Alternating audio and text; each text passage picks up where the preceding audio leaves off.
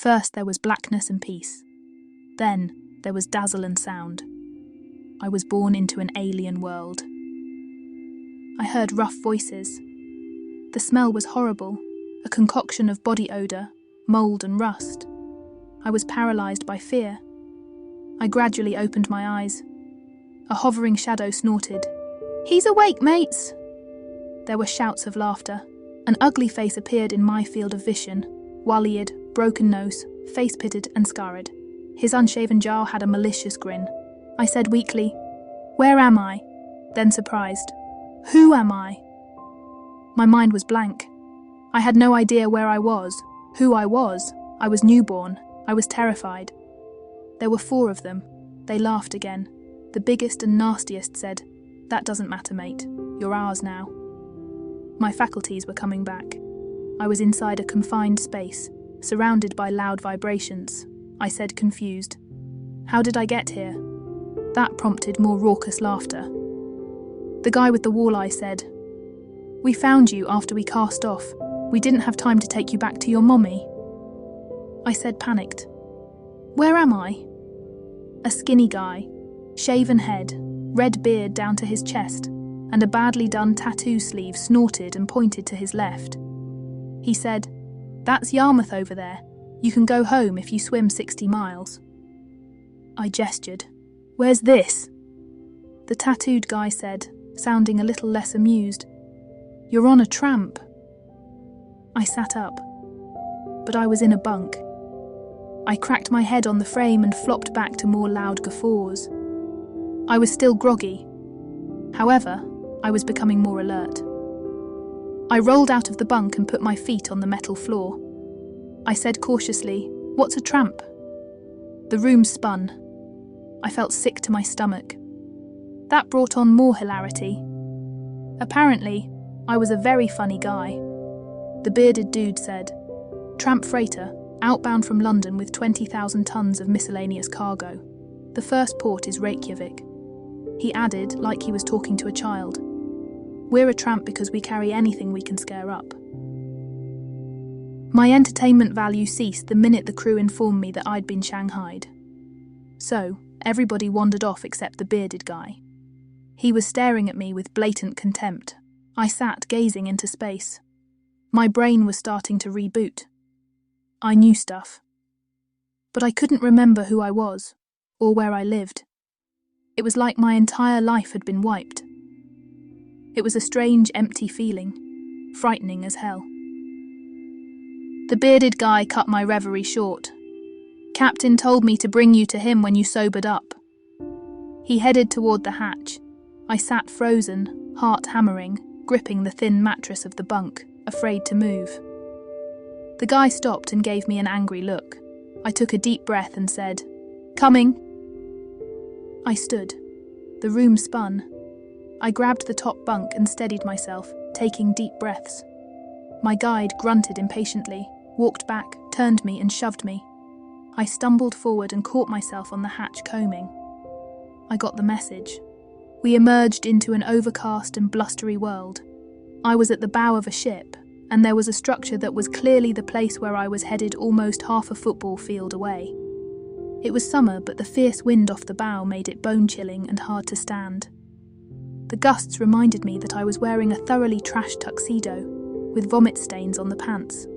I pulled up my collar to ward off the cold. The guy accompanying me laughed maliciously.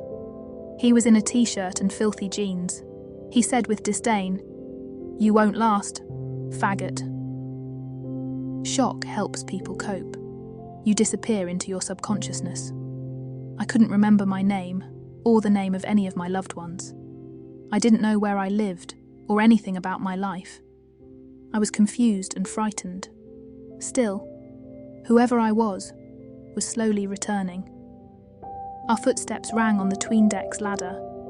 Not a word was said. We emerged into a compartment that had an unrestricted view. It was light and warm and not as noisy. The space was filled with unfathomable machinery and electronic gear. I was filled with apprehension. There were a couple of older men with a younger guy. They appeared to be steering the ship. They turned to look at me. There was another man standing behind the group. That fellow beckoned. I got the impression he was appraising me as we approached. He was tall with a seafarer's gaze. He looked kind. I instinctively liked him. He turned to the deckhand and said in an accent that sounded faintly Norwegian, "That will be all, Nobby. Now get back to work." The deckhand started to walk away. The fellow, who was obviously the captain, made an angry noise. Nobby waved a salute and said, "Aye, Captain." Then he slouched off, obviously pissed. The captain watched the retreating deckhand with distaste. He said, "Nobby's a stupid animal, just like the rest of them, but he's the best we can get."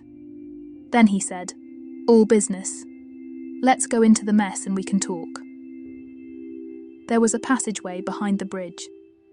It led to a larger room. This was clearly where the people who ran the ship ate. The captain said, "We didn't discover you until we were underway, and there's no turning around in the shipping business. Who are you, and why did you stow away?" I said, trying to convey the bewilderment that overwhelmed me. "I was hoping you'd tell me. I have no idea who I am, or why I'm here, or anything about my former life." The captain looked incredulous. He said, "Come on now. Do you think I'm an idiot? Who are you? What are you running from?" I said imploringly, "I know it sounds crazy, but I really don't remember anything about myself. I can recall a lot of things, but I can't tell you my own name. I'm hoping that I can get the authorities to help me when we get to our destination." The captain stroked his goatee, lost in thought. Finally he said, "Well, you can't ride for free, that's for sure. But I suppose I can put you to work. What can you do to help out?" I thought for a minute. I said, "I knew a lot about computers." The captain said, "We only have one computer, and it keeps all of our records. I wouldn't let you touch that. What else do you do?" I drew a blank. The talents I could recall wouldn't help. Abilities like how to fly an airplane, or play an elegant game of snooker, or select the right suit for a business meeting, were clearly out of the question. I finally shrugged and said, "I really don't have anything useful that I can do." The captain thought for a second. He was a decent guy, but he wasn't willing to transport me for free, and it was obvious that he wasn't going to put a stowaway in any position of responsibility. He looked around the room deep in thought. Then he seemed to come to a head-smacking decision. He said, "Of course. I know how we can use you. We have passengers on this leg. You can work your trip as a steward." That sounded a lot better than shoveling coal below decks, if shoveling coal was what sailors did these days. I said, "Well, I do know how to serve people," although my memory was of being served rather than doing the serving. He said, "Good, you can bunk and mess here. That will keep you away from the deckhands." He added by way of explanation, "You wouldn't last long in the forecastle. Let me introduce you to the cook." That was a relief. The captain believed me, as unlikely as my story sounded. He was a decent guy, smart and compassionate. He used his authority for the good of his ship. What happened later was a pity. That was how I began my career as a waiter, busboy and general all-around manservant. The cook was a character. I later found out that being 2 bubbles out of plumb was part of a shipboard cook's job description. He had been at sea since he was a kid. He was drunk most of the time and he wasn't cordon bleu. I was surprised I knew what that term meant. But Cookie could feed a ship full of hungry sailors and any passengers who might be along for the ride. Cookie was short and skinny, with a neck like a vulture. His head was completely bald, and he had a buzzard's beaky nose. His pipe-stem arms were covered in intricate tattoos. He even had a classic "Ah matey" seafaring voice. I kid you not. I suppose it's what you get after a lifetime of drinking and beating the fuck out of yourself. Cookie looked like he was in his early 60s. He had no doubt been whip-slim and agile in his younger days, but that was 30 or 40 years ago. Now he was frail and broken by years of hard work. But then again, you couldn't tell it from his attitude, which was eternally grumpy. The captain told him that I was working my passage as a cabin steward. The cook looked like he was hoping the captain would suffer instant buyer's remorse. The captain said by way of orders to me, "We have guests on the leg to Reykjavik. I want you to make sure they are well cared for." Having learned from what I'd seen earlier, I saluted smartly and said, "Aye, Captain, they'll get the royal treatment." The captain looked with disgust at my trash tuxedo. He said to the cook, "We need to get him a proper steward's uniform. Take him to stowage and get him something to wear." Then he added like an afterthought, "He can sleep in stowage too." It turns out that stowage had nothing to do with my stowing away. It was a room attached to the galley. They stored things in it like a big pantry. It was full of useful stuff, discarded clothes, and all the paraphernalia for the mess. I could make a bed out of the linens. The cook selected an all-white get-up, pants and tunic. I looked like the Stay-Puffed Marshmallow Man. But at least I didn't stink of vomit. He left, and I looked at my reflection in a porthole. I saw a tall, lean guy, 3-day stubble, on a long face, pale, almost translucent skin, high cheekbones with a thick shock of brown hair and deep grey eyes. The face looked more intellectual than ass-kicker. I wondered who I was. I walked back to the galley. The cook glanced at me with scorn. That seemed to be every crew member's opinion of me. I said mildly, "Look, I have no idea why I'm here and I'm scared to death. So I just want to get off at the first stop. In the meantime, I would appreciate it if you would help me. I don't have a clue as to what I'm supposed to do." The cook eyed me icily and said, "You work hard, do what I tell you, and don't question me. We won't have a problem if you follow them rules." So, we had come to an understanding.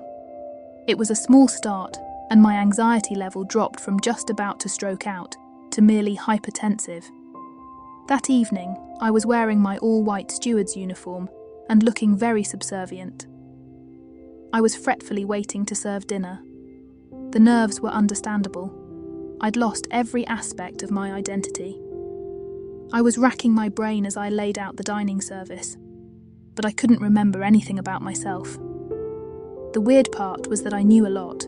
I just didn't know that I knew it. That is, until I had to remember something. For instance, I knew the utensil placement for a formal table setting, and I knew why it was important. I also knew that my knowledge was something that I'd acquired during my upbringing. But I couldn't envisage parents or family. I didn't know whether I was married or even how old I was. I looked like I was in my 30s, but the life experiences that would tell me my actual age were as alien as the Bermuda Triangle. Snippets of songs popped in my head like earworms, and I had occasional flashes of movie scenes and the faces of TV stars. But I didn't know names, only faces. I was told to be unobtrusive. So I was standing like a potted plant against the cabin wall when the 8 passengers arrived. This wasn't a fancy cruise ship. Everybody ate together. There were a couple of batty old English duffers. They appeared to be a couple, if you catch my drift. There was a family, composed of a husband and wife and 2 well-behaved kids. I assumed they were Icelandic, although they spoke excellent English. Then there was the priest and his daughter.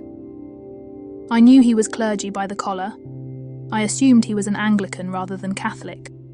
Otherwise, he was in big trouble with the Pope. The daughter was a classic English rose. She was short, perhaps 5'1", and busty, with a sheaf of long, thick, shining blonde hair and that perfect, clear British complexion.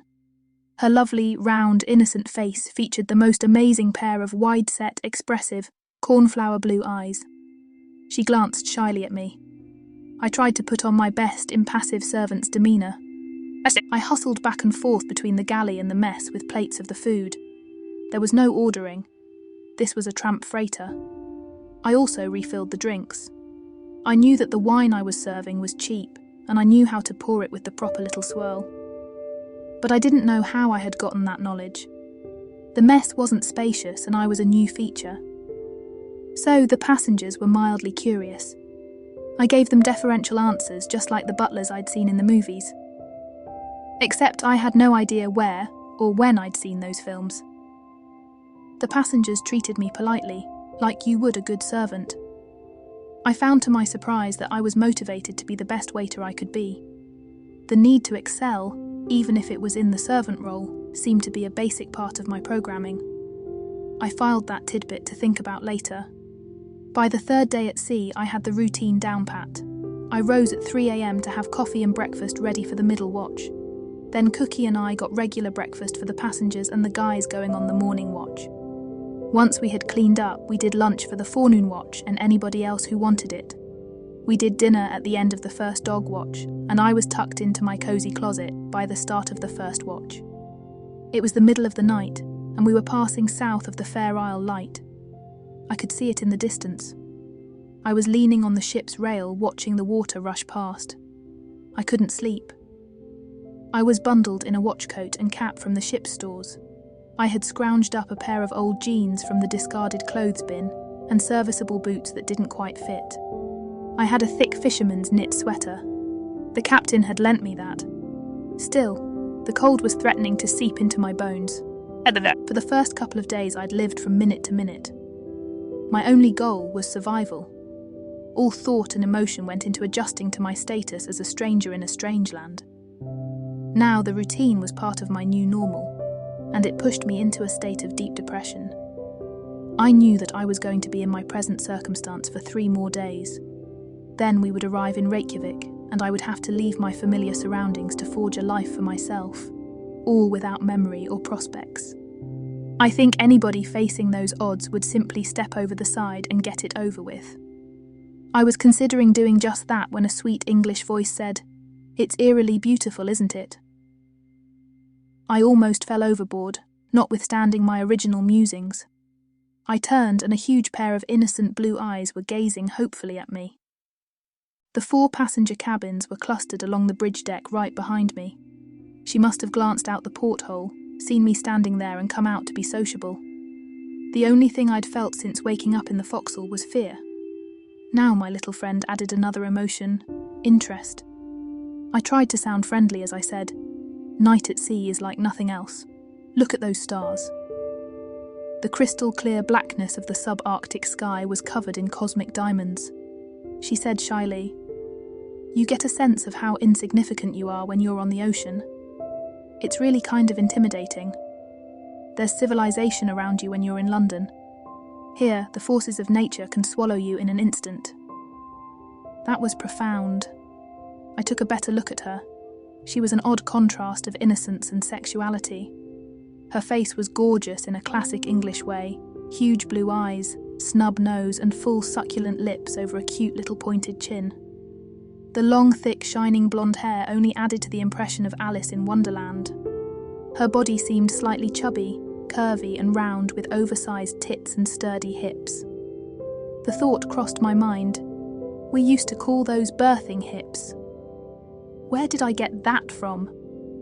I chuckled companionably and said, "When you're on the open ocean, you understand why seafaring people believe in mystical powers." She looked at me like I'd surprised her. No shit, I'd surprised myself. She said, "I'm Danai. People call me Danny." I knew about the original Danai. She was the human woman Zeus impregnated with a golden shower. I didn't want to even think about what that symbolized. Danai's father set her adrift in a box after she'd birthed Perseus. It turned out all right in the end, but it was touch and go for a while. Yes, I know. The part of my upbringing that allowed me to dredge up that story was a mystery. I blurted out, "Like in the myth, Perseus's mother." She looked at me speculatively and said, "Who are you? You certainly don't look or act like a ship's steward." Seriously? Now there was a question for the ages. How was I going to tell her that I didn't know who I was? I said, "I'm Nemo." I knew it was Latin for nobody. But she was so young she probably thought I was referring to a little lost clownfish. I added sincerely, "I've been a ship's steward my whole life," which was exactly 4 days at that point. She looked skeptical and said, "As in Captain Nemo?" Well, she knew her Jules Verne, and again I had no idea why I recognised that. I laughed and said, "Nope, just plain Nemo." She looked at me flirtatiously and said, "Well, pleased to meet you, Nemo, and I hope we see each other a lot on this voyage." I tried to maintain my impassive servant's face as I said, "At your service, madam." The next night, I was awakened by a pounding on my stowage door. We were in the neighbourhood of the Pharaohs. My visitor was the first mate, Mr. Francis. I never knew whether that was his first name or his last. He had rushed back from the bridge to order me to round up the passengers and get them into the lifeboat. Solus regulations require one designated crew member for every lifeboat. That dates back to the Titanic, for good reason. Since our ship was extremely short-staffed, they chose me. Nobody ever needs lifeboats in this wired age, and I couldn't do anything else, except babysit the passengers. Francis yelled, "Ship's on fire! Take the passengers to the port aft lifeboat station and get them boarded." That particular lifeboat was special. It was something that they called free fall, meaning it was launched using a slide rather than winched down. That way you could get by in a pinch with only one crew member. They had given me a half-hour crash course on how to operate it. I discovered to my delight that I was a quick study. It was 2:19 a.m. I was still wearing a Rolex Oyster Perpetual. That wasn't because the crew was honest. They'd gotten everything else of value. But the watch was jammed so far up my arm that nobody noticed it. I went from cabin to cabin knocking on doors. I was trying to project calm. The last thing I needed was panic among the passengers. When each of them answered, I told them to dress warmly and meet me between the cabins and the aft railing of the bridge deck. I could smell the fire burning forward. They were all quietly assembled, bundled up and carrying some hand luggage. I doled out the life vests and then I led them down the ladder from the bridge deck to the main deck. The passenger lifeboat looked like a day-glow orange turtle with a little dome for a head. The boat had a hatch and a boarding ladder. It was well over 20 feet long and completely enclosed. It had one of those pump jet systems with a ducted propeller acting as an impeller. You steered the thing by changing the direction of the impeller.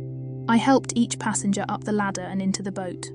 The Icelandic family went first because they had the kids, then the pair of old English queens, and finally the priest and his daughter. She was looking at me with shining eyes like I was doing something heroic. I didn't want to tell her that I was doing it because I was useless anywhere else. I had the last of them boarded and secured by belts. A gravity-launched lifeboat is like a cork. It plunges down a slide and into the water. So, it was important that everybody be belted in when that happened. I was standing at the foot of the ladder waiting for somebody to tell me what to do. Mr. Francis came rushing back. He looked a little singed. He said in a distraught voice, "We're abandoning ship. The crew's launching the offload boats. Get the passengers in the water now." I said, incredulous, "You mean you want me to do this by myself?" I'm not sure he understood me, because he said angrily, "The hold is going to blow any minute. Get off this ship." And he turned around and raced back forward. I wondered what we'd been carrying. I suppose tramp freighters can't be choosers. I made my way up the ladder, strapped myself in the bosun's seat and said, "Hold on everybody, this is going to be a wild ride." I pulled the lever, the release activated. We shot down the rail and over the side. There was a bone-jarring impact, and I could see through the dome's porthole that we were almost underwater. Then the boat righted itself, which is what it was designed to do. I said shakily, "Is everybody all right?" Just then, there was a god-awful explosion, a shockwave, and a few seconds later, a huge wave buried the boat again. All of the passengers screamed in fright. Hell, I was screaming. The boat righted itself once more. Suddenly, there was nothing but silence, the sound of waves breaking and people sobbing. Frankly, I didn't know what had happened. All I cared about was that we were still okay. The lifeboat was fully enclosed and watertight. There was emergency lighting, so I counted heads. The boat was 26 feet long and 14 feet wide. It was a sealed container with deep benches along the side and storage at each end. There were portholes distributed along its length. I was sitting slightly higher than the rest, strapped into a little seat with the wheel and engine controls in front of it. That gave me a view out the cupola. The only thing I could see outside were breaking waves and rain. There was a glow off in the distance that might have been the sinking ship. I was beginning to think that I must have really pissed off some vengeful god. Because in less than 7 days I had gone from the shock of losing my identity to the shock of being shipwrecked.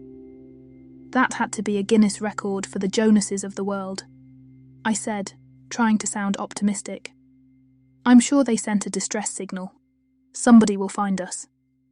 In the meantime, let's inventory our supplies. I didn't believe a word of what I'd just said, but I didn't want the passengers to fret. The boat was designed for 20 people, and we only had 9, 2 of whom were kids. So, there was a lot of room and abundant stores. The Icelandic man, who seemed like a stalwart son of the Vikings, rose and moved to the forward locker. His wife was comforting the children who were holding up pretty well. The priest and the 2 ancient British queens were in the front, griping about the quality of the trip and how vigorously they planned to complain. At least the old farts weren't bugging me. I went to the aft locker and was joined by Danny. She gave me a steadfast look and said, "How can I help?" Great. She wasn't going to go all girly on me. I said, "We need to find out what supplies we have." She nodded and started rummaging and stacking contents like an industrious little chipmunk. Once we went through the lockers, we found water and emergency rations. We also found some sleeping bags and thermal blankets. Those would come in handy because the inside temperature had dropped into the upper 40s. There were flashlights, a flare gun, and loads of flares. There was also a handheld radio. We could use that to contact our rescuers.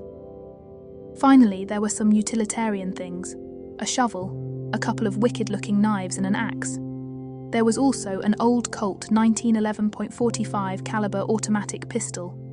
The clip was full, and one was in the pipe. As the authorized ship's officer, I confiscated the Colt. I had no idea why I was so naturally proficient with guns, but I was getting used to knowing odd things. Then we settled down to wait. The lifeboat was being bounced around by the wind and high waves, and the ride made it hard to sleep. But the kids and the 3 old people managed. The Icelandic couple just sat quietly on the bench holding each other. I was trying to keep us headed into the waves and out of the troughs. The wheel at the conning position was linked to the impeller. I was running the propulsion system on the battery. I didn't want to use up our precious diesel fuel. The gauge said we were about 10% through the charge. Danny was sitting with me, engaging in small talk. She was clearly trying to help me pass the time. I learned a lot about her, besides the fact that she was fiercely loyal. She was 27 and just finishing her studies at London South Bank University. Her father had a living in Southwark, and the 2 of them were on some kind of cooperative agreement mission with the Lutherans in Iceland. She had come along on the trip just to take care of him. She had been doing that her entire life. Danny's mother had left when she was 9. Danny was forgiving. She said stoically, "My father can be difficult at times." That was an understatement. I asked her what she planned to do when they got back. She said that she had a teaching license and she was going to work at an infant school in Reading. I got the impression that she wanted to find a husband and have kids, but that she had postponed her life because she was devoted to her dad. I thought to myself, this girl is like a character out of a Jane Austen novel, which of course made me wonder where I got that analogy. Danny appeared to be innocent to a fault. She didn't outright say that she was a virgin, but she dressed and acted like a righteous church girl, and I got the impression she had led a sheltered life in the rectory. I wasn't having carnal thoughts. You have to have a sense of self in order to generate sexual energy. In my case, every emotion except fear and anxiety had been wiped from my consciousness. Hence, there was no steam in the boiler, so to speak.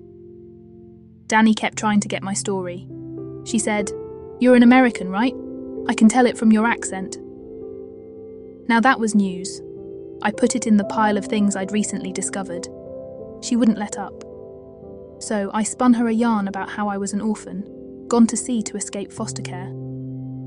I told her that I read a lot, and that's the reason why I sounded like I was well educated. That might be true, but it was more likely a plot from a Kathleen Woodiwiss novel. Danny was easy to fool. She was an inexperienced girl, and I had no point of reference to contradict myself. So, I convinced both of us. Our conversation went on in that vein for several hours. I finally began to discern the wolf light before dawn.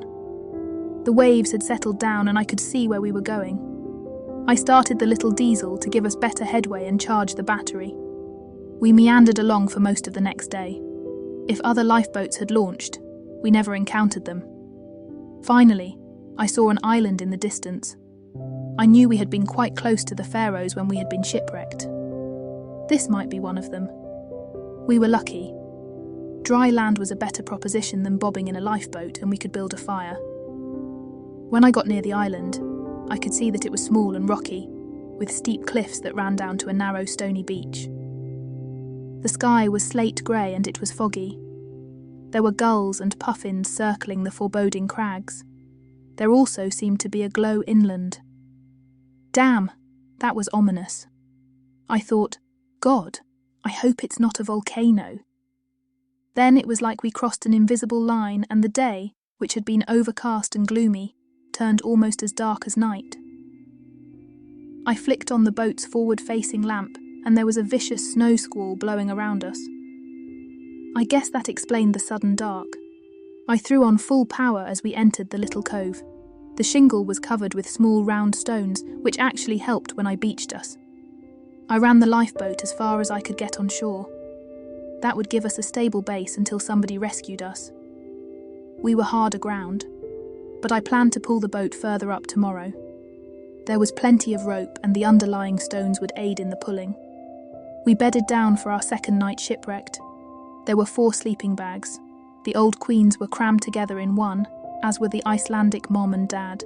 The priest had his own, and Danny had given her sleeping bag to the children. The 2 of us had nothing but thermal blankets and it was getting cold. I was lying on the stern bench near the steering position. Danny came back to where I was and said bashfully, "Could we sleep under these blankets together? We're fully clothed, so it isn't like we would be violating any rules of propriety. We'd just be conserving body heat." How quaint, but it was an excellent idea. The 2 of us huddled together actually produced enough warmth that the night was tolerable if not exactly comfortable. We fell asleep back to back. But Danny was sprawled half on me when I awoke, head on my chest, big tits squashed between us, and I had a hand holding her at the small of her back. Her light snores sounded like she was purring. I let her sleep while I toyed with a memory. Our position evoked the sense that I had done this before with somebody I loved. It was a bittersweet recollection given that I was lying with a virginal church girl. Aground in a lifeboat, in the middle of a blizzard, on a mysterious island, somewhere in what I assumed was the Faroe chain. I also noticed something. I gently moved Danny off me and got into the conning position. I could see that we were back afloat. Drat! I hadn't accounted for the tides. We had apparently come in at low tide, then refloated in the flood. I realised that I could use that to move us the rest of the way up the beach. It was full daylight now and everybody had slept long enough. They could go back to sleep if they hadn't. I backed off a little distance and put the impeller on full speed ahead. The jolt woke everybody up as we ran far enough up the beach to make it permanent. The old folks complained and went back to sleep, as did the kids. The Icelandic couple joined Danny and me for a freeze-dried breakfast cooked over the little propane stove. They were a couple of Vikings, or at least what I imagined a Viking ought to be. Iceland didn't have an indigenous population until the Norse showed up, and after that their communities didn't intermix with the rest of Europe. Hence, Icelanders more or less look like the original lot. Back in the Viking days, Iceland was as far from Europe as you could get, and still be within sailing range. Even today, it is the most sparsely populated country in Europe, and its language is closer to Old Norse than any other spoken. So, when I said that our new castaway friends were Vikings, I meant it. The man was taller and a lot more muscular than I was. Dark blonde with classic square forehead, Nordic features and a neat, well-trimmed beard. The woman, whose name was Birgit, had very abundant dark red hair. That reminded me that the Vikings also brought Irish slaves. Don't bother to ask, I still didn't know where my knowledge came from. Unlike Danny, Birgit was handsome rather than beautiful. Strong body, with an oval face, high cheekbones and Scandinavian features with intelligent green eyes. We discussed the situation over breakfast, and the man, whose name was Ivar, and I decided to do a little scout around. Both women insisted on coming. I was sure that Birgit would hold up. She was almost 6 feet tall, and both the Icelanders were dressed in anoraks. Danny was another matter. She was much smaller than the rest of us, and she was clearly a rectory cat, not a wilderness one. Also, Danny had on a heavy wool coat, but it wasn't designed for wet weather like my watch coat. I reminded her that the kids would need looking after. Her eyes softened and she said, "Then I'll stay here and do that." She clearly loved kids. We opened the hatch and dropped to the ground. The tide was out and I could see that the boat was permanently beached. But we needed a place to stay on dry land. The lifeboat had a decent pair of binoculars, which Ivar was carrying. He said, "This looks a lot like the area around Ísafjörður. That is one of the most desolate areas of our very difficult island." He did a scan along the cliffs, stopped and re-scanned. He said excitedly, "I see something." Both his wife and I said, "What? Do you see any sign of civilization?" I had visions of remote weather stations stocked with gallons of hot coffee. He turned toward us and said, puzzled, "No, but I do see the mouth of a large cave with a path leading up from the beach." That was disappointing. We walked down the rocky shore to the winding dirt trail. It appeared to have been created by generations of people tramping up to the cave. It was narrow but serviceable. We got to a big semicircle of flat ground in front of the cave mouth. Ivar stopped short and stared. He said, stunned, "My God!" Both his wife and I said simultaneously, "What?" He was gazing at some scratching on the rock at the cave entrance. He said under his breath, "It's Futhork." I looked puzzled. He collected himself and said, "Those are runes, they say Gnippahellir. That is the name of the cave to hell."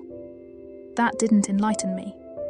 His wife said by way of clarification, "Icelandic heritage and culture is Ivar's passion. He's studied it since he's been a boy. Runes are the ancient letter script used by the Norse people." Ivar added, "And somebody has written the name of the legendary cave to the Norse underworld next to this entrance. In the sagas it is guarded by Garma the Hellhound. It leads to the region that the Vikings called Hell." I looked incredulous and said, "Like hell? Eternal damnation? Devils with pitchforks?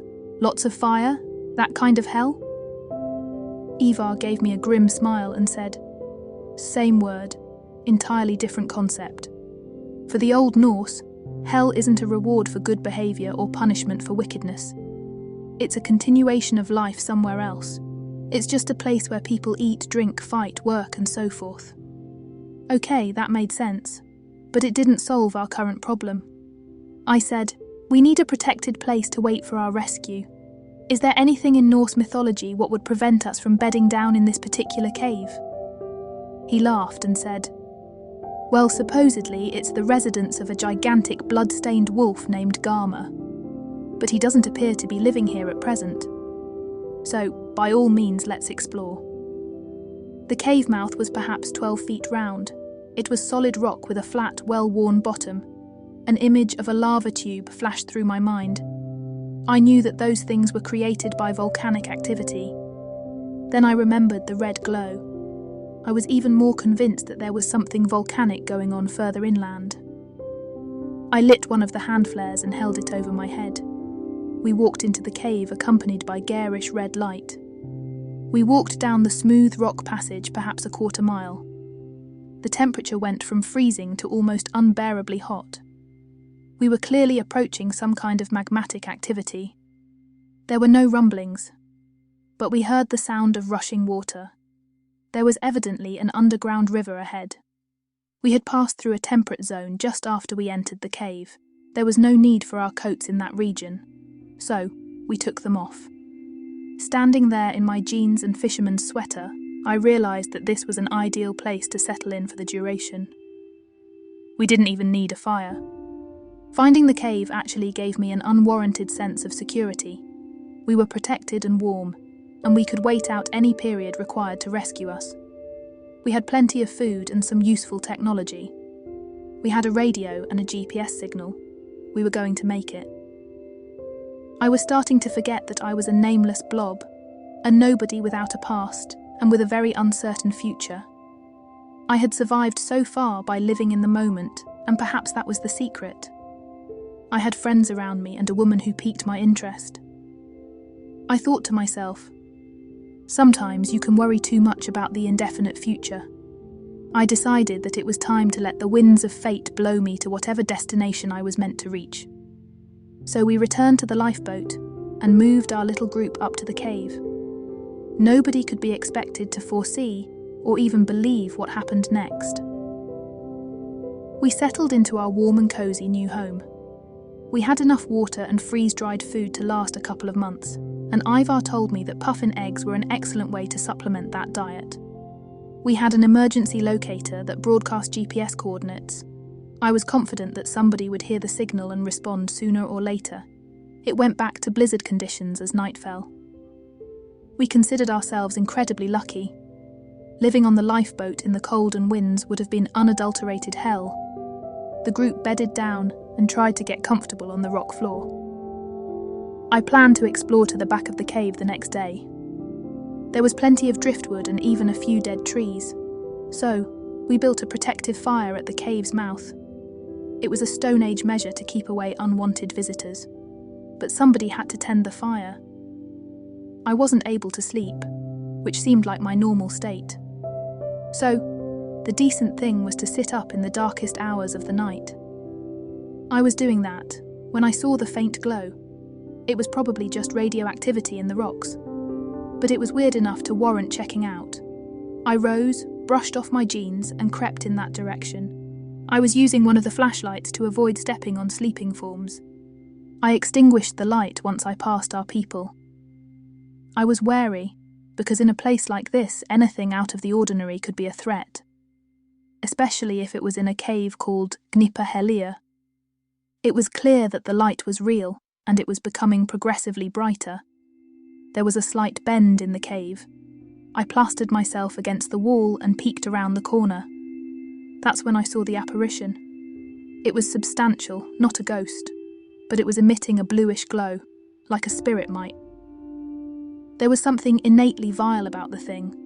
It looked cruel and cunning, handsome in a nefarious sort of way, like the classic devil character complete with a Van Dyke beard.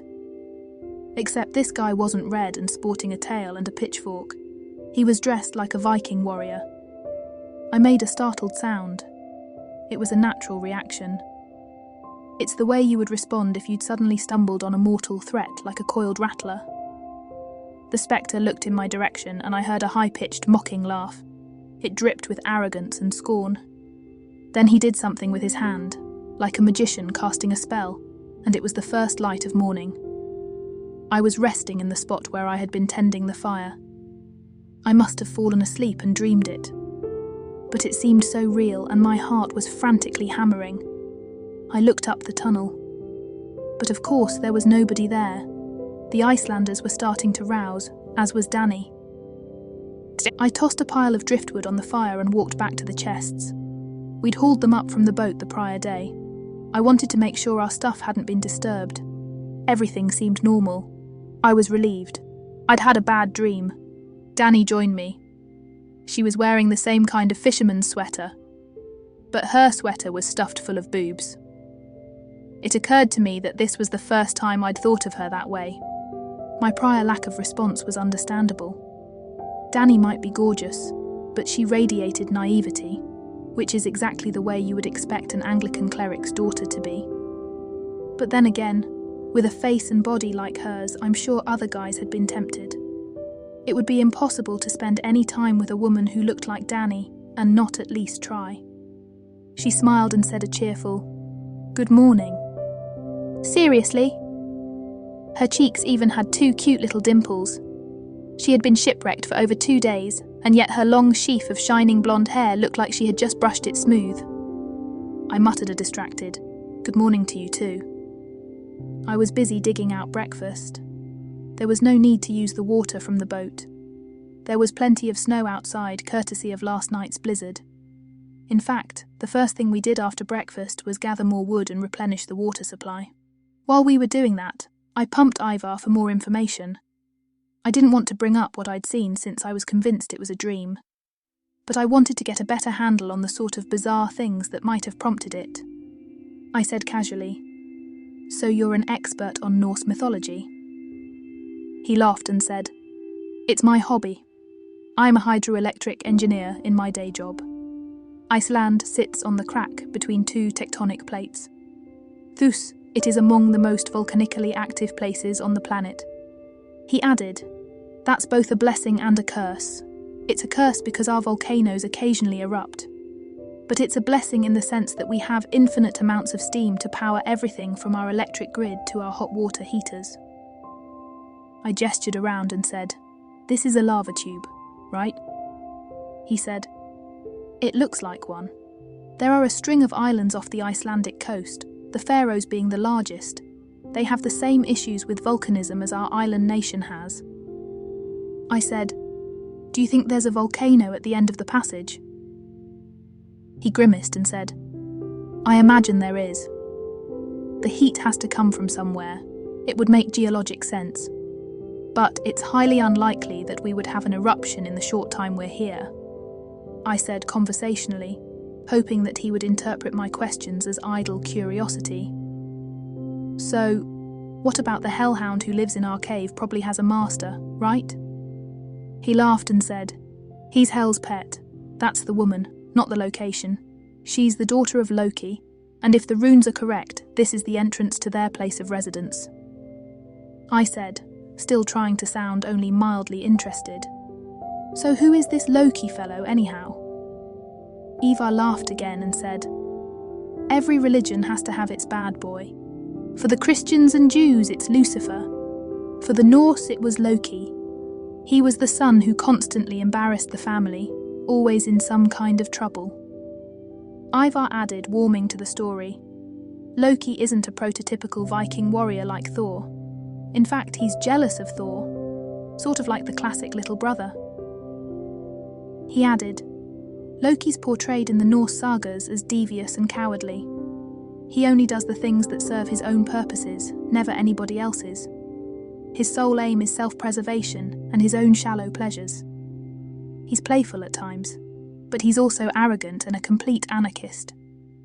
Ivar was making the Viking sagas sound more like a modern soap opera. He said, "Loki isn't really one of the Asgard gods. He's a Jotun. The Norse Eddas aren't exactly clear what a Jotun is. They have godlike abilities.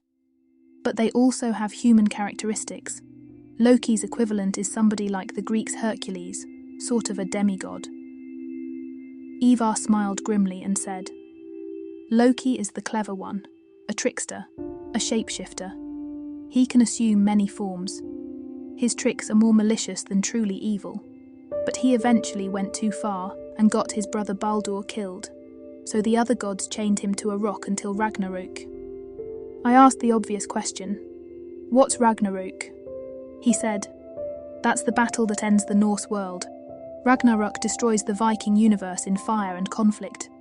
The gods fight the evil creatures that inhabit the Norse cosmos, like Fenrir, the all-devouring wolf, and Jormungand, the venomous Midgard serpent."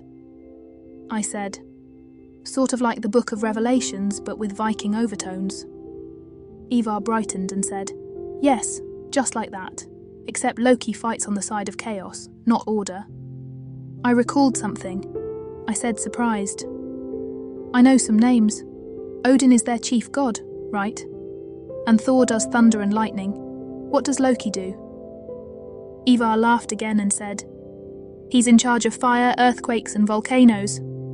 We were both carrying a load of firewood. I nearly dropped mine. I looked at the cave and thought, shit, fire and volcanoes. It couldn't be. I got one more revelation on our trek up the cave. Danny insisted on coming along. So, the two of us were walking side by side. She's almost a foot shorter. So, when I looked down, all I could see was her shining helmet of golden hair, her pert nose and two large swaying protuberances. Welcome back, sexuality. Of course, Danny chattered away like a little bird, totally oblivious to what she was doing to me. We explored well past the point where I had seen the apparition, and it got progressively hotter.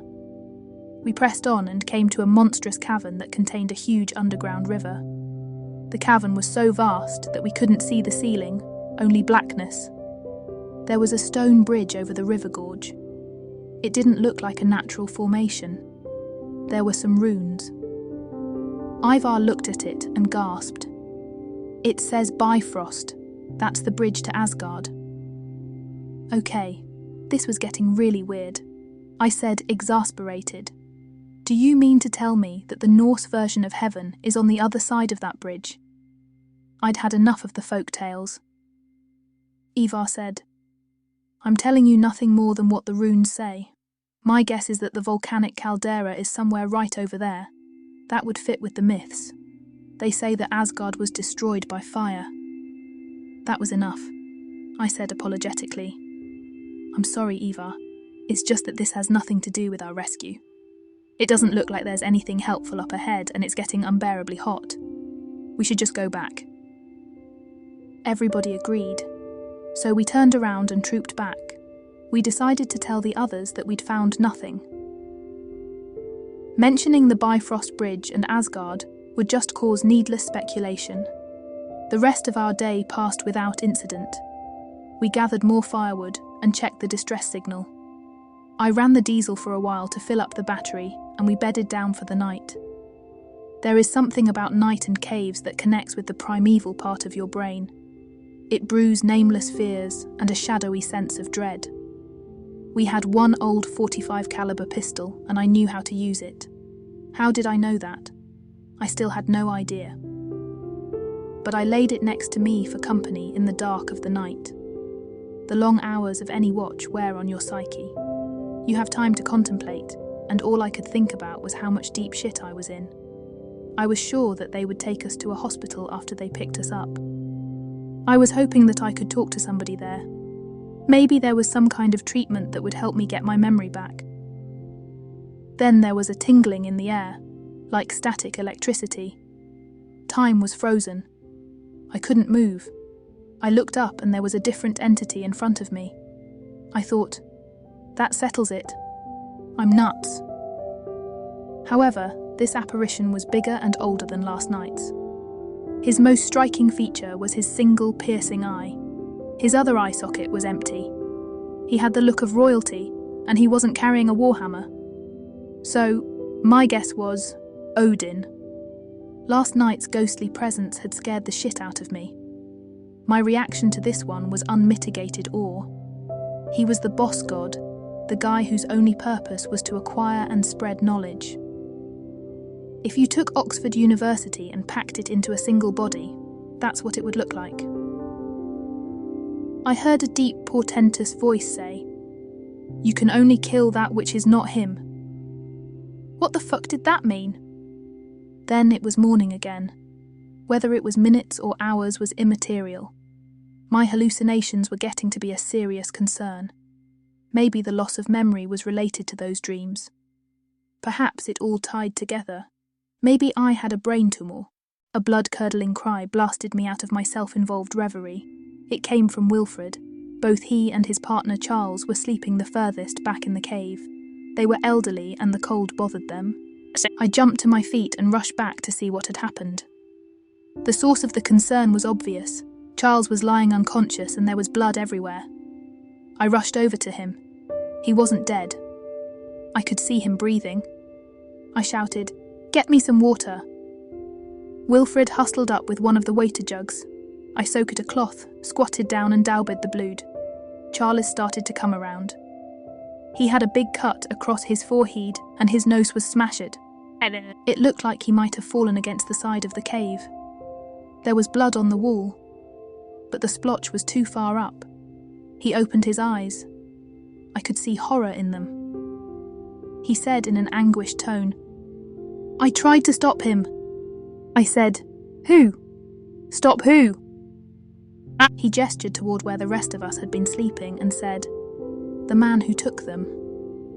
I looked in the direction he indicated. My spine turned to ice.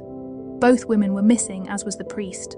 There were only 6 of us now: Ivar, Charles, Wilfred, the 2 kids and me.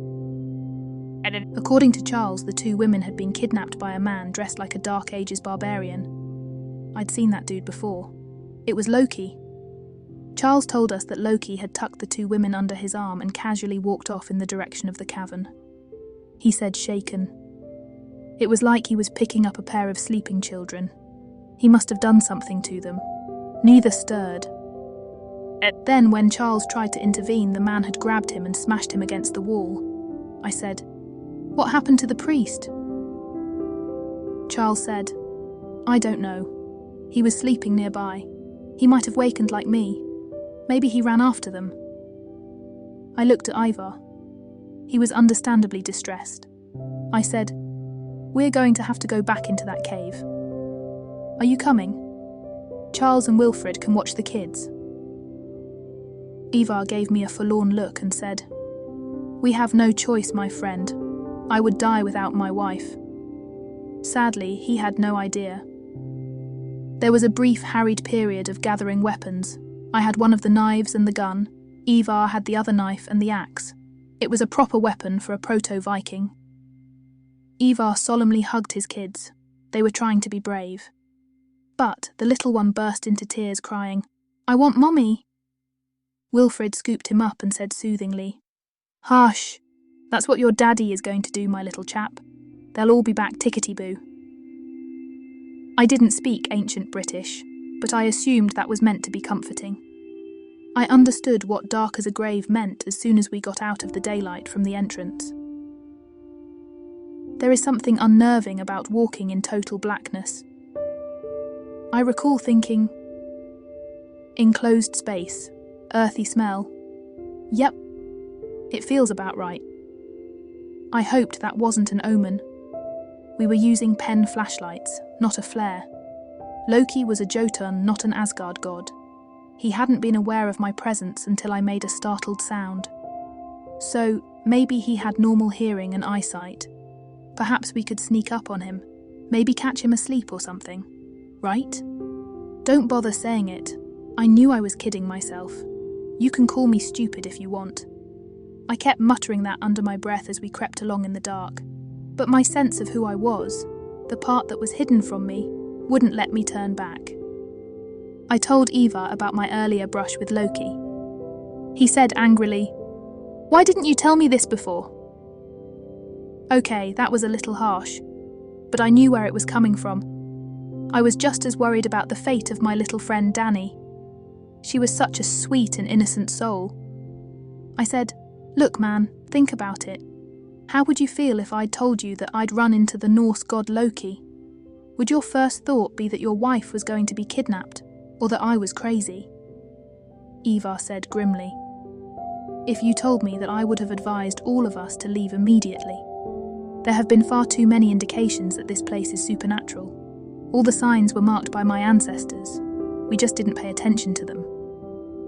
Personally, I would have gone with the crazy option. But I guess belief in mythological characters was a Viking thing. I was about to apologise when we splashed through a puddle on the cave floor. We both pointed our lights down. I found to my absolute horror that we were standing in a pool of rapidly congealing blood. That deserved a flare. The flare lit the cave in a dazzling red glow. The red was appropriate. There were 2 pieces of human body totally separated. Intestines were strewn in between. It was the source of all the blood. I dropped the flare in horror and revulsion. It was the priest. He was lying face up with his lower body turned in the opposite direction. It was like an unruly kid had twisted a doll in half. The priest's mouth was a rictus of fear and pain. I threw up on one side of the cave. Ivar puked on the other. It was appalling and disgusting, but it was also terrifying. That grisly sight meant that we were facing a creature who was unspeakably cruel and inhumanly strong.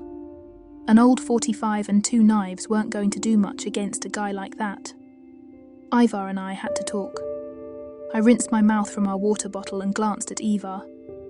He looked as green as I felt. I nodded at the mess on the floor. It was scarcely human, and said dispassionately, We're going to get the same treatment if we catch this guy." Ivar looked unhappy. He'd obviously been thinking the same thing, but he didn't have a choice. Loki had kidnapped his wife. Running away would be an insufferable act of cowardice.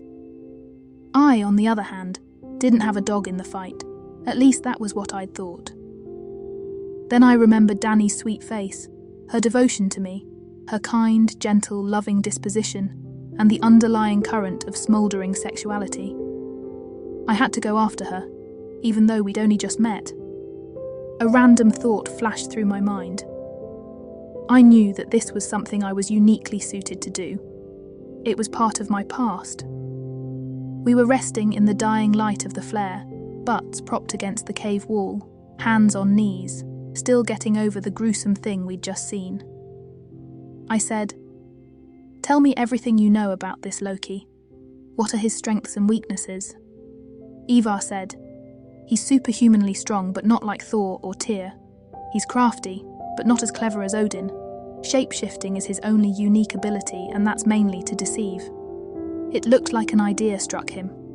Ivar said excitedly, "When Loki shapeshifts, he has the same vulnerabilities as the creature he has changed into. That's his fatal flaw." Odin had alluded to that. I said, "For the sake of full disclosure, Odin paid me a visit last night. He was in the process of telling me the same thing when the kidnap happened." I had the passing thought, maybe Odin knew what Loki was doing. Okay, that sounded weird, even to me. I'd just been advised by the King of the Gods about the best way to handle one of his errant subjects. Ivar took me totally seriously. He nodded and said, "The gods can be injured and even killed. It's part of the Norse mentality. To the Vikings, dominance is determined by who's the best fighter, and fighters have to be susceptible. Otherwise, there wouldn't be a point to the contest." He added, "A wound means somebody has defeated you, so if a warrior is wounded, he loses status and reputation. It's a central aspect of their very harsh culture. It's survival of the fittest. That also applies to the Viking gods. At Ragnarok, the various gods kill each other in mortal combat." I said, just to clarify, "So we can take Loki out if we can get him to shapeshift into something that we can hurt, like an animal or another human." Ivar nodded eagerly and said, "It's the only chance we have." We had a plan, but the sense of unspeakable dread remained. Both of us had our reasons for continuing up that cave. Ivar's motives were simple. Loki had stolen his wife. We both knew why Loki kidnapped the two women. The Vikings liked to rape just as much as they liked to pillage, so Ivar had to man up or lose everything. My motives were a bit more complex. To be honest, doing the right thing was a rationalization. It wasn't the actual reason. The fact was, Danny's loyal and loving soul had worked its way deep into my heart. Fearless just means you don't understand the odds. It takes real courage to press on when you're shitting yourself. I was pretty sure that we were going to end up like the priest, but I was still willing to fight a legendary Norse bad guy, armed with nothing but an ancient pistol and a carving knife, all for the sake of my little rectory cat. Once we got to the cavern, we didn't need the flashlights. We could see clearly in the ambient orange glow. The problem was that we could be seen by anybody on the other side while we were on the bridge. So, we dropped onto the ancient flagstones and crawled across it. The other side was a revelation. Ivar had told me that Asgard was the Norse version of heaven, but it looked more like the Christian hell. The space was perhaps 200 yards wide, and it was the lip of an active volcano, which curved off into the unseen distance. There was the sound of an unspeakable force brewing in the huge caldera below. The glow was brighter there. It lit everything in an eerie orange light. Ivar had alluded to an end-of-the-world scenario. Maybe this was it. But where was the heat? We should be burning to death. After all, we were standing next to a live volcano. Instead, it was like a nice spring day in Copenhagen, meaning it was cool and pleasant. Of course, they were gods, so I suppose they could make their weather whatever they wanted it to be. and perhaps there hadn't been a volcano next door before Ragnarok. Still, what caught my attention was the enormous Viking mead hall hulking at the end of the wide cobblestone path. From the sound of it, they were having a lot of fun in there. Ivar said awed, "Valhalla." Valhalla was the place where Viking warriors ended up if they were heroic enough in battle. My heart sank. I thought to myself, the guy who we're after is in there with an all-star cast of Viking berserkers. We can't just walk in and yell, "Stick 'em up." The building was perhaps 30 feet tall and heavily thatched. Ornate Norse carvings stuck out from the eaves, like longship prows. There was a plume of cooking smoke coming out of a hole in the roof. The walls themselves were perhaps 15 feet high. It looked like big logs had been jammed into the ground, just like the stockade of an old West fort. The space in between each log was caulked with mud to make it weather-tight. But there were a few places where the mud had been dislodged. We crept up to the nearest hole to sneak a peek. The hall was brightly lit by torches. A big fire was burning in the middle of the room. There were maybe 25 burly Vikings sitting around a huge table, all in various states of drunkenness. Those must have been Loki's posse. The air was heavy with smoke from the torches and the fire. Loki himself was sprawled in a huge, elaborately carved chair, which had been elevated on a raised dais. He was holding a hefty drinking horn and smiling condescendingly down at the group in front of him.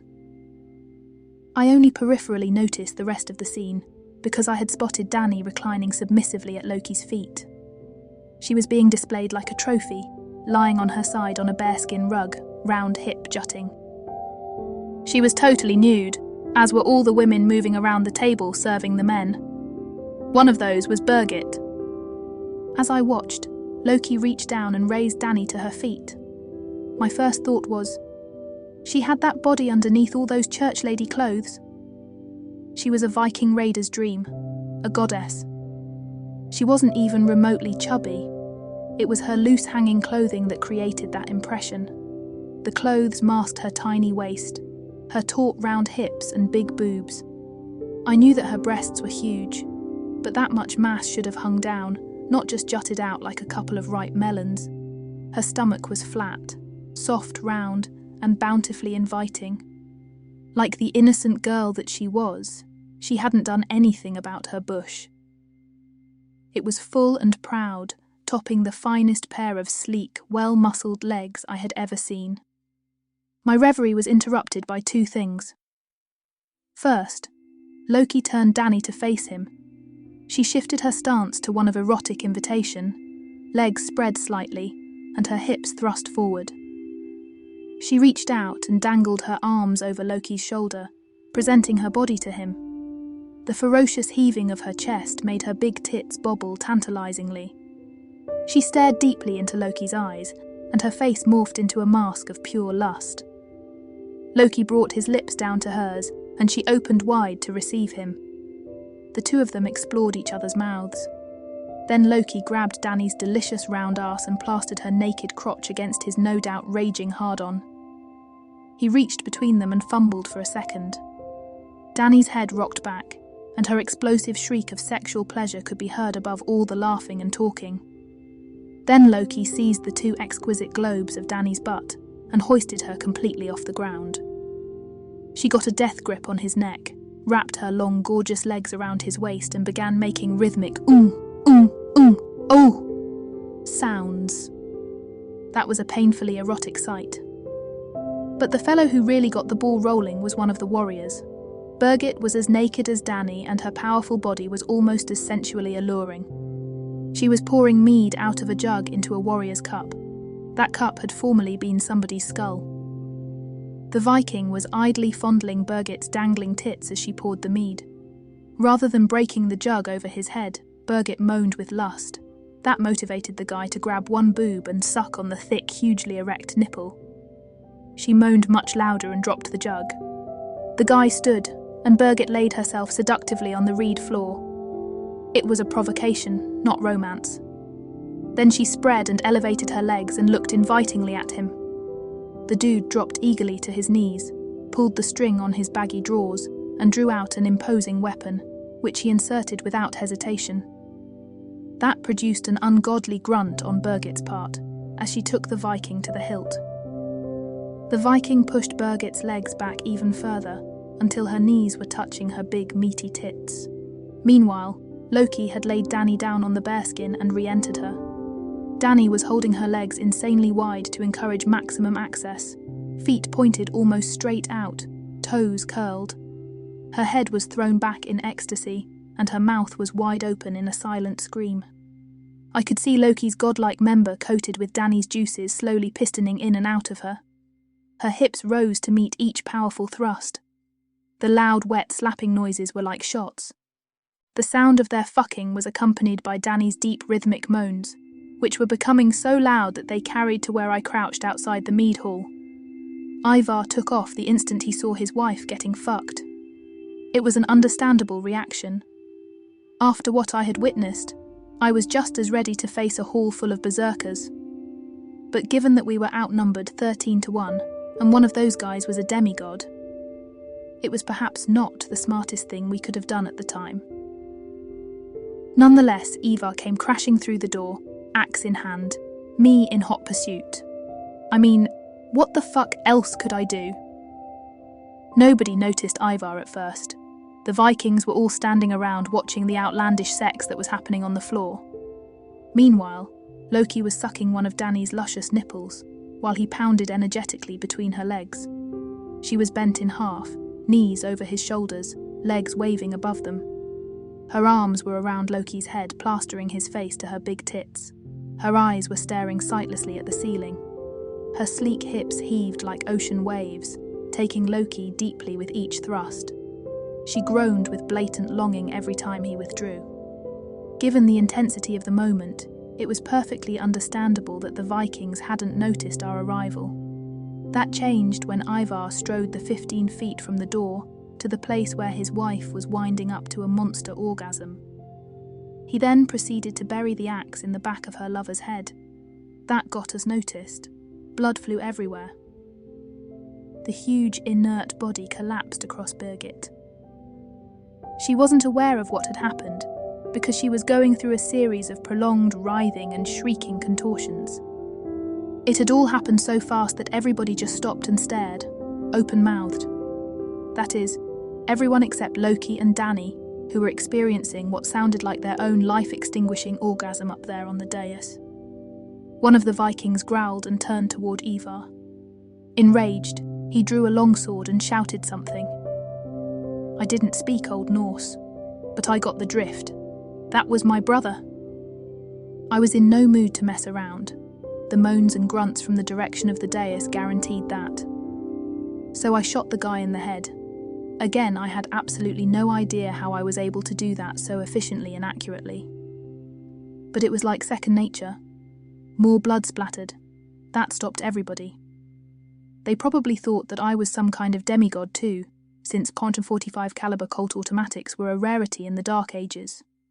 The problem was that I was now facing 24 thoroughly pissed off Vikings, with 6 rounds left in the clip. At that moment there was high-pitched, scornful laughter from the direction of the dais. Loki said in a taunting voice, "Have you come to get your woman, human? I'm sorry, but she's mine now. She won't want you anyhow now that she's experienced me." He raised Dani to her feet. She was looking dazed and glassy-eyed, chest heaving from the fucking she'd just gotten. Loki stepped off the dais and walked toward me. He was holding Dani's hand and laughing with utter contempt. Dani swayed along next to him naked and absolutely compliant. It was clear that she was very much under Loki's spell. She was like a living wet dream, her full tits bobbling as she struggled to get her breath back. The sight drove me wild with rage. I said, "Then fight me for her asshole." I was really getting into the Viking thing. That was the way they settled stuff back then. I was counting on that, because an idea was starting to form. Loki was with his boys. He wouldn't dare back down from a challenge. I said, taunting him, "Just you and me, you gutless piece of shit. Fight me like a man. I can kick your ass, even if you use one of your limp dick tricks." I had to goad him into shapeshifting. I didn't know whether the gambit was going to work. but I was counting on Loki overreaching. That was the plan anyhow. There was no going back. Loki laughed derisively and said, "You want tricks? How about Jörmungandr?" I'd gotten to him. Or maybe it was Danny. He was clearly showing off for somebody. Jörmungandr was the Midgard serpent. Jörmungandr coiled, ready to strike. Its mouth was open, poisonous fangs dripping. Its head was as high as the ceiling. I really hate snakes. This one was infinitely more horrifying, since it spewed venom so potent that it killed Thor. I emptied the clip rapid fire, 3 in each of Jörmungandr's obsidian eyes. Those were the only vulnerable parts of its armoured head. The Colt's ancient, but its hitting power is legendary. The heavy 230 grain ACP slugs just obliterated the snake's eyeballs. There was an ungodly scream of pain and Loki reappeared, writhing in agony on the floor and gouging at his face. Blood ran between his fingers. "I'd just fought a demigod and won." The entire group was frozen in astonishment. Danny was my woman now. So I grabbed her by the hand and tugged. She looked confused and hesitated momentarily. Then she seemed to recognize me, and we ran together. Ivar was already crossing the bridge carrying his wife. I was surprised that a horde of angry Vikings weren't bellowing for our blood. Ivar said by way of explanation, "We're safe from them. They can't leave Valhalla." Then he added agitatedly, "But the other gods will come after us. You just blinded one of their kin. It's a Viking blood vendetta now. We have to get everybody on the boat and get off this island immediately." He set Birgit down. She looked like she was coming back from a dream. I recognized that look. It was the same one I'd had a mere 10 days ago. Then she realized that she was naked. She gasped and did the thing that women do with her arms across her breasts, one hand covering her dripping pussy. I heard a yelp behind me, and Danny was crouched into a little ball, trying to cover herself. She said, anguished, "Where am I? What happened?" The erotic seductress was gone, and the innocent church girl had returned. She was one profoundly embarrassed woman. By that point, we had gotten far enough into the cave that nobody could see much of anything. I said as delicately as I could, "We'll keep the lights aimed at the floor to preserve your modesty." But I still couldn't get Danny's fantastic body and her electrifying sexuality out of my mind. We had another complication. I didn't want either of them to see the priest's remains, especially Danny. Given her devotion to her father, I knew that she wouldn't survive the vision of him torn to shreds. Later on, I'd tell her how heroic he had been, without getting into the gory details. She certainly didn't need to see the evidence. I said, using my most persuasive tone of voice, "There are some glass shards and sharp rocks ahead. We'll have to carry you, or you are going to cut your bare feet." I picked Danny up. Even though her body looked substantial, she was light as a feather, perhaps 100 pounds. I sensed that she was extremely self-conscious, naked in my arms. But she trusted me. She held my neck tightly. That reminded me of the way she had held Loki. I got a flash of insane jealousy. I had absolutely no reason to feel that way. She wasn't hugging Loki by her own free will. I imagined that Ivar was experiencing the same thing. It wasn't like Birgit had been forced. She was the aggressor, and she clearly enjoyed every second of her intense fucking. If I was married to her, that would give me pause. But we both knew that Birgit was in the thrall of a supernatural being. The same was true with Danny. Danny had taken Loki's big cock like a pro. Worse, I had heard her loudly begging for more. That alone was proof that both of them were under some kind of spell. A woman has to totally abandon herself to act like that. But Birgit was a wife and mother, and Danny was a chaste and modest girl. At least she'd been a virgin before Loki kidnapped her. So, logically, it would take supernatural intervention to cause both of them to act so totally out of character. Animals mate. That's a natural selection imperative. So the capacity to enjoy sex is an essential part of our programming. At the same time, humans survived because they work together. And indiscriminate sex acts can seriously fuck up group dynamics. Just drop by a redneck bar on any given Saturday night if you want to see what I'm talking about. Hence, civilization had to create rules about who you could fuck and when. Call those religion or morality or whatever you like. But their sole purpose is to prevent us from reverting to our animal selves. And there's no telling how wild a virginal church girl might get if they are ever eliminated. Dani clearly wasn't herself while Loki was fucking her, and she didn't remember anything about her remarkable descent into slutdom.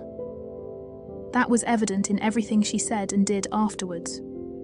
The woman I was holding in my arms was sweet and gentle and still a virgin in her own mind.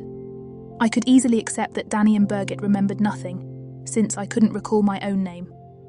That fact alone convinced me that Dani's actions weren't anything she could control or even recollect. It was pitch black in the cave, so I couldn't actually see Dani as I carried her.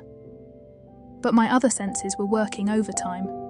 She had been fucked long and hard, so I smelled the sweat of her exertion and the musky aroma of sex. I could feel her still aroused swollen boobs crushed against me. I even felt the hardness of her nipples. Amazingly, that gorgeous and still turned-on female body worked a miracle. I developed a giant hard-on. I wanted this woman more than I wanted my memory back, more than anything else in the world. Unfortunately, there were a few practical considerations. Like the rest of the party was waiting for us, and Birgit and Dani couldn't just reappear stark naked and looking well fucked. So I left my 3 companions and went ahead to gather some clothes. I told the 2 old gay guys that I needed warm outfits for the women. They looked puzzled. There were a lot of questions. I just walked over to where we had the luggage stacked and began rummaging through everybody's stuff. The priest's bag produced a couple of thick wool sweaters. That was good. The guy wouldn't need them anymore. I got 2 spare pairs of jeans and some sturdy shoes from Dani's and Birgit's luggage, and Charles actually produced 2 pair of women's underwear. I didn't ask. I found my companions lurking back in the darkness 30 yards up the cave. We were trying to respect the woman's modesty, so we kept the light to a minimum, but I caught a reflected glimpse of Dani's perfect round ass as she bent to pull up her panties. Stunning. We would join the rest after the women got decent, but there was still one unavoidable chore, and I wanted to get it out of the way. That was to tell Dani about her father. Dani would have noticed that her dad was missing, and we would have to tell her why. I wanted to give her some privacy when she got the news. So, I said in a respectful voice, "Dani, can we talk for a minute?" She looked at me with hope in her eyes and said brightly, "What?" This was going to get very awkward. I opened my arms and said, "Come here, please." She came unhesitatingly into my arms, but it was like a child, not a woman of incredible sexual talent. I encircled her with a hug. She looked up eagerly, like she expected a kiss. Instead, I said, "How much do you remember of what just happened?" She looked disappointed. She wanted more. She said, puzzled, "I recall falling asleep last night and awakening back in the cave with you holding my hand. I know something happened, but I don't remember anything." Then she looked perplexed and said hopefully, "Did we have sex? I feel funny down there." What a wonderfully ingenuous thing to say. I'm not a woman, so I don't actually know what Dani was feeling. But absent any prior experience with sex, I imagine that her first thoughts weren't, "I just fucked a demigod," even if there was a clear evidence that she had. I chuckled and said, "I want you to know that you are the most precious thing in the world to me." She sighed and relaxed against me. I soldiered on with, "But the thing I have to tell you is disturbing. I want to hold you when you hear it." She leaned back, eyes glistening with love. I had a flash of her opening her body to Loki in the same manner. The rational part of my brain smacked me on the back of the head and snarled, "Grow up!" I braced myself and said, "Your father is dead. He died this morning. I'm very sorry." She looked momentarily disbelieving. She searched my face and saw that I was serious. A curtain of devastation slammed down over her eyes and she gasped, "When? How?" I said, "I will answer any questions you have, but please let me share that with you later." Suffice it to say that he proved his devotion to you to the last, Misha." She wailed in anguish and buried her head in my chest, sobbing with a broken heart. I was painfully aware of her hard little body and soft pillow tits. I was running through the starting lineup of the Washington Nationals thinking, "God, please don't let me spring something inappropriate." And how did I know who the Washington Nationals were? I let her sob for a couple of minutes, stroking her hair and mumbling over and over, "It's going to be all right, my love. I'm here with you." She eventually pulled herself together. She might be sweet and gentle, but she was also a considerate and tough-minded woman. She knew that prolonged grieving was selfish, so she forced herself to stop and turned a tear-stained face up to me. I lowered my lips to hers. It was like fighting the pull of gravity. Danny gave me the same kind of hot, steamy kiss that she had given Loki. Lithe body avidly plastered against me, lips frantically moving and nipping at mine. It was sensational. It was also obvious that her body remembered everything it had done, even if her memory was a blank. She groaned with desire, then she snapped her head back and looked frightened. She said, anguished, "What's happening to me? What am I doing? I've kissed a few men, but never like that. What must you think of me?" That particular statement raised a few interesting points to ponder, but they had to be saved for later. I laughed and deflected with, "Well, if that's the case, then I want several more just like it. But we are in mortal danger right now, and we have to get off this island." She looked at me uncomprehendingly. I added, "It has to do with your father's death. I'll explain it after we're rescued. But for now, we need to get packed and back to the boat." I placed my arm around her delicate shoulders and started to walk toward our friends. That was when I saw a gleaming metal object. The group had seen Danny coming and they were waving at her, encouraging her to join them. So she walked on in their direction. I stopped to pick up the object. It was a heavy, pure silver, link necklace. It had a large token on it that looked like an axe with a very short handle, or perhaps a hammer. I heard a voice in my head. The voice was Odin's. It said, "You prevailed. This is your reward. It will grant a wish if it is truly worthy." I put it around my neck, thoroughly mystified. Ivar was holding both of his kids. He spotted my newfound bauble. He said questioningly, "Where did you get that? That's Thor's hammer." I hesitated to tell him that Odin had given it to me personally. He'd think I was hallucinating. "So," I said as casually as I could, "Oh, this? I just found it on the floor of the cave." Ivar said enviously, "Be careful with it. It might be historically significant. Viking warriors wore Thor's hammer to protect themselves. It was like the Christian cross." So I was wearing something that the king of the Norse gods had given me. I'd think about what that meant later. My only focus right now was on getting off the island. Luckily, it was high tide, and with all of us pushing, we were able to get back afloat. We had loaded the boat with everything that we'd brought from the cave, including the meltwater and puffin eggs. Danny wouldn't leave my side. I understood why she was so obsessed. She'd lost her father, and she needed to be close to the man she loved. I didn't care because I couldn't get enough of her. I might be a man with no name. But I had to live up to her childlike faith in me.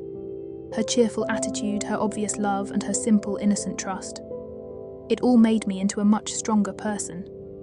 I backed us into the deeper part of the little cove, turned and set course 45 degrees north of the setting sun. Iceland was out there somewhere, and if I missed that, we would certainly hit Greenland. The only question was how far we would have to travel before we ran into somebody. We had been in a transatlantic shipping lane prior to the explosion. There had to be ships out there somewhere. A couple of hours passed. We had gone perhaps 10 miles. The wind was blowing snow at an alarming rate, but the island was still visible through the looming fog. Everybody was quiet. It had been a long night. Birgit was cuddling her kids, and Danny was sleeping with her head on my shoulder. Neither woman remembered anything about their earlier exploits.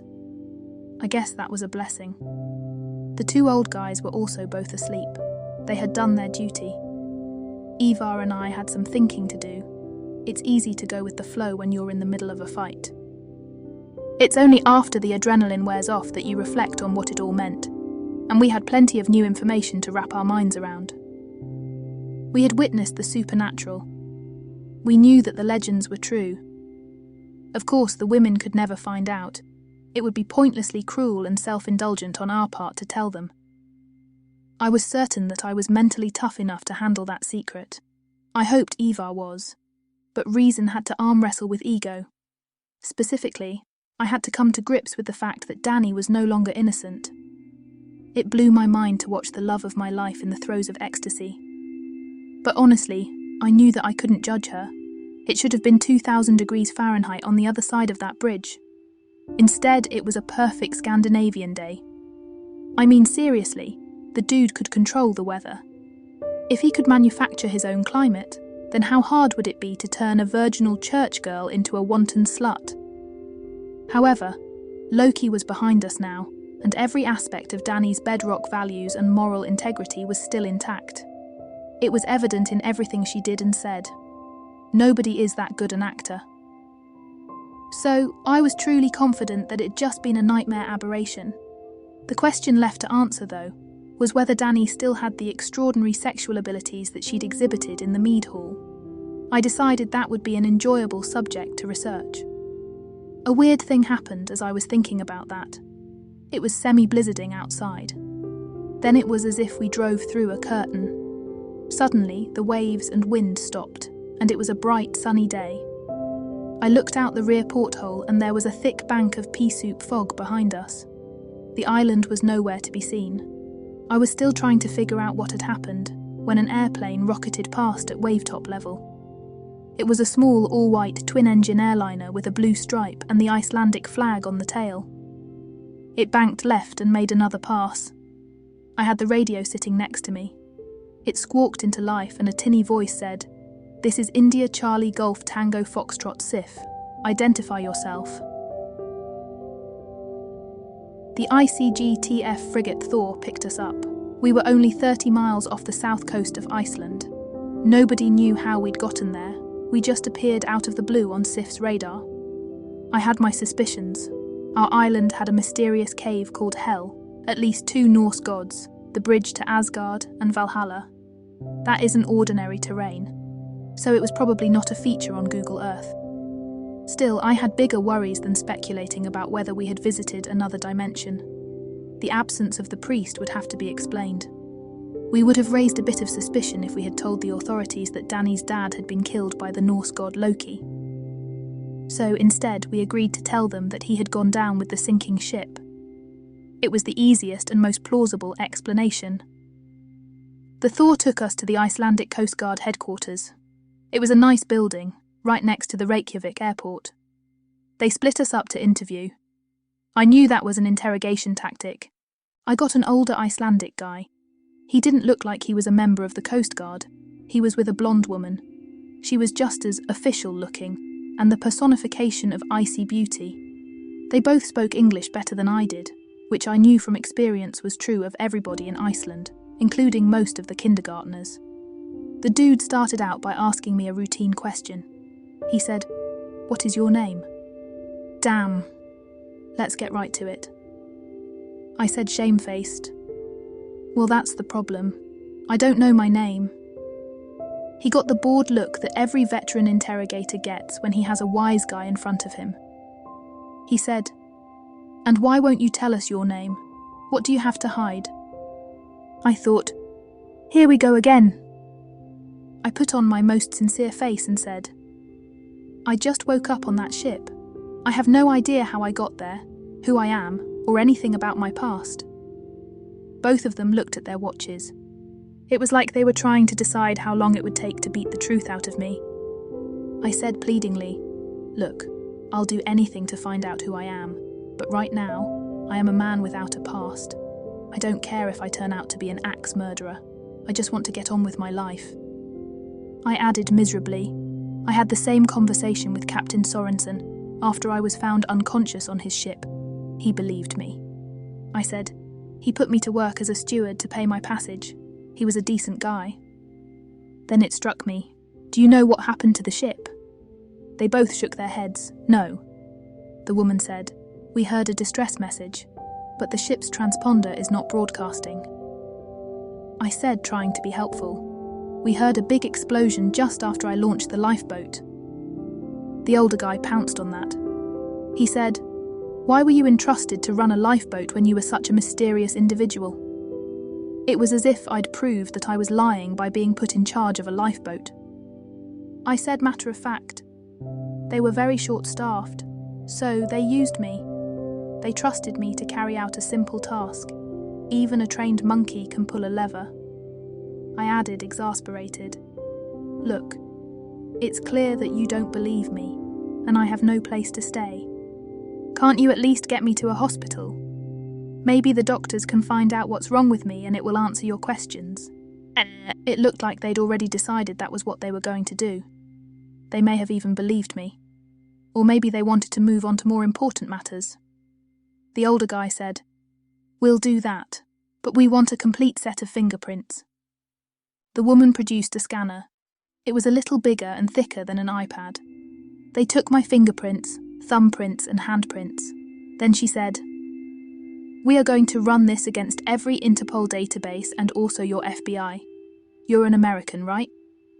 I said mildly, "I have no idea. My little friend tells me that I am. As far as I know, I could be from the planet Mars." She looked a little frustrated.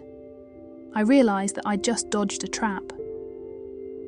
Lanspitali University Hospital was so close to the headquarters building that we walked there. My two newfound companions went along with me. I didn't get the impression that I was under arrest, but I did get the impression that I was under deep suspicion. Iceland has universal healthcare, so the admitting process was quick and easy. They found me a room and a neurologist to examine my head. They also added a psychiatrist. I understood. I would have done the same thing. What was surprising was the fact that they put me in a single patient room. That is, until I noticed the plainclothes policeman loitering in the hall. Danny appeared the following day. I was sitting fully clothed on the bed, trying to figure out how the TV worked. It was like the sun came out on a dark and dingy afternoon. She was absolutely pure fresh beauty. But the thing I liked the best was her look of unadulterated love. Without exchanging a single word, we understood how much we meant to each other. My heart soared. She said brightly, "I would have been here sooner, but they wouldn't let me see you. I had to ask the president of the Reykjavik Synod to intervene." That was a first for me. Divine intervention. She was wearing a much tighter pair of jeans, which clearly embarrassed her. She said contritely, "I'm sorry about the way I'm dressed, but I had to borrow clothing from the people who I'm staying with. This was all they had. Is it okay?" She was asking me whether she looked too hot and sexy. In her eyes, that was a bad thing. In my eyes, she was a 5-1 package of erotic. Danny's body was superb. The jeans showed off her full and perfectly shaped legs, and her tight round hips, but the part that was prominently displayed were her two round jutting buns. I smiled and said, "You're beautiful." She turned bright red with embarrassment. Her reaction further reinforced the wisdom of not sharing what I'd witnessed during her time under Loki's thrall.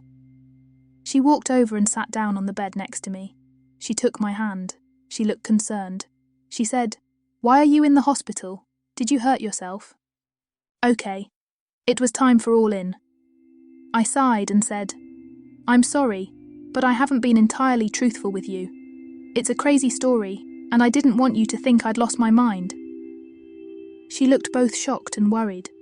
I went on with, "I know I told you a story about my origins, but the truth is that I don't know who I am or where I came from. I woke up on that ship without any memory whatsoever." She looked horror-stricken. I hastened to add, "I know a lot of things, but I have no personal memories." I smiled and said lovingly, "I told you I was Nemo, a nobody, and it's true. I have no history. I know it's hard to believe, but that's the way it is." I added tentatively, "I know I lied to you and I'm sorry, but I didn't know what else to do. I care for you very much, and I want to make you mine." Danny loved me. You could see it in the way her sweet face went from alarmed to protective. She said, her cute little pointed chin resolutely set. "It doesn't matter what you didn't tell me. We're together now. I'll be your lover and take care of you no matter who you are." In her mind, she was a virginal church girl, so I was assuming she was using the word lover in the figurative sense, not the literal one. I smiled and said, "That's all I wanted to hear." At which point, 2 men in black breezed in. They were a cliché: dark suits, polished shoes, spiffy haircuts, narrow faces and overbearing eyes. There was an old one and a young one. I assumed he was the apprentice arsehole. The older one said in a voice that brooked no disagreement, "You'll have to leave, miss." Danny looked stricken. I was pissed. I said angrily, "Who says you can come in here and order people around? Danny stays, and you go." The younger one laughed. The older one said, "Robert Parmentier, you are coming with us." It was the fingerprints. Apparently, I was a person of universal interest. I started to protest, but they each grabbed an arm and physically hustled me past Danny and out of the hospital. They loaded me in a van. I said, "Seriously? An unmarked white van? Are you guys for real?" Neither of them as much as cracked a smile. I looked behind me, and Danny was standing on the sidewalk, her hands covering her face in anguish. I said, "You have no right to treat me like this." The older asshole muttered, "You gave us that right when you signed the oath, Parmentier." I said, "What oath? Who the fuck are you guys and what the fuck are you talking about?" I got the basics on who Robert Parmentier was on the hour drive out to Keflavik. My family had lived in Lewis, Delaware since the 1700s, and they had a history of military service dating back to the 1st Delaware Regiment of the Continental Army. So, naturally, every male in the family line wore the uniform, except me. That was because I had already been recruited. It was a little unconventional. But there is a company in Langley, Virginia that recruits promising kids out of college for a very special business. They came to me, not the other way around. That's the way they do things. I was a standout student and lacrosse player at Johns Hopkins. I fit a number of their criteria for language and travel, and my family was prominent in the military. Apparently, somebody noticed. I was 20. So, after I graduated from Hopkins, I did the usual tradecraft course at Chantilly and the advanced course in Bethesda. Then they shipped me out to a special course at their North Carolina farm. That was where the Black Ops people learn the finer points of the business, the sort of tricks they aren't allowed to talk about. Of course, I remembered nothing of that since my mind was still a total blank. I was particularly upset about how I had left Danny. I said, "That woman is very important to me. You had better be good to her if you want me to cooperate." The 2 of them looked at each other and the young guy laughed.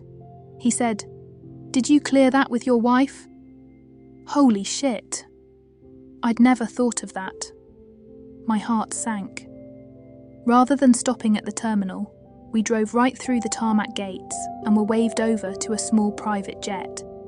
I thought, who are these guys? The pilots were starting the engines as the 3 of us went up the boarding ramp. I said, "Where are we going?" They laughed and said, "Where do you think we're going?" I didn't have a clue.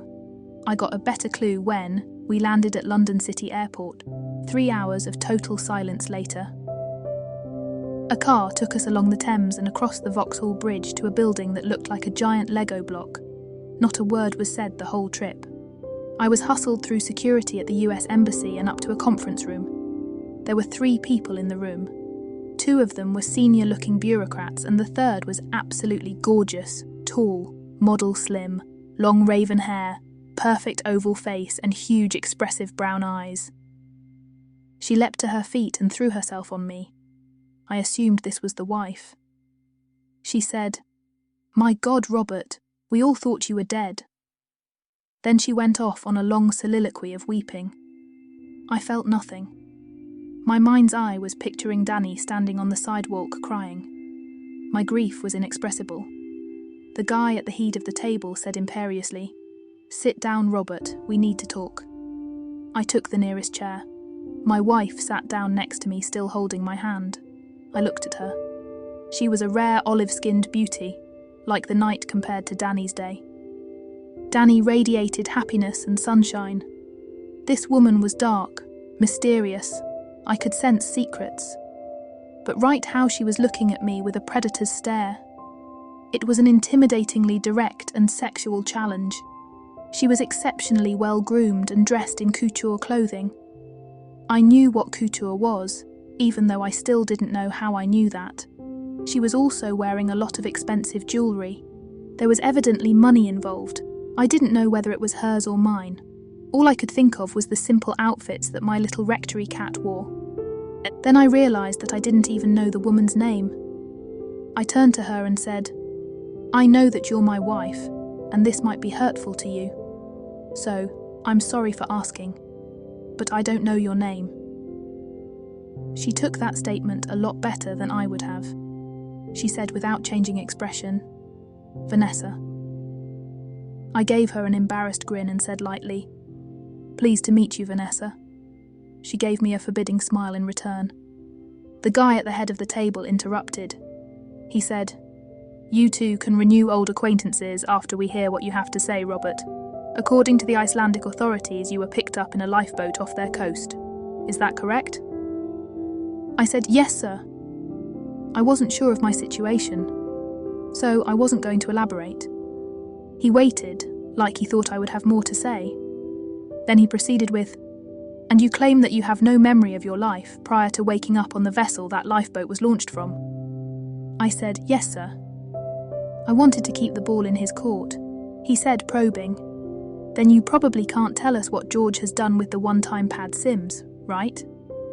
I knew what a SIM was. SIMs are tiny chip cards used in every mobile device in the modern world. They store stuff like network location and authorization data, or encryption and security keys.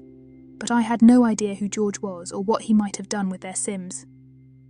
I looked earnestly at both men and said, "Gentlemen, I'm sorry, but my memory starts on the day I woke up on that ship.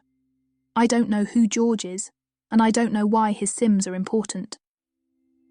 The other man made an irritated noise and said, "Listen, Parmentier, those SIMs have the one-time pad private key for every US diplomatic mission in the world. If we lose them, we might as well publish our top-secret diplomacy and high-level military conversations in the local newspaper." Then he added incredulously, "Do you mean to tell me that you don't know that Major General George Parmentier is your brother?" He said, disgusted, "We already know he took the SIMs. We've got him on camera doing it.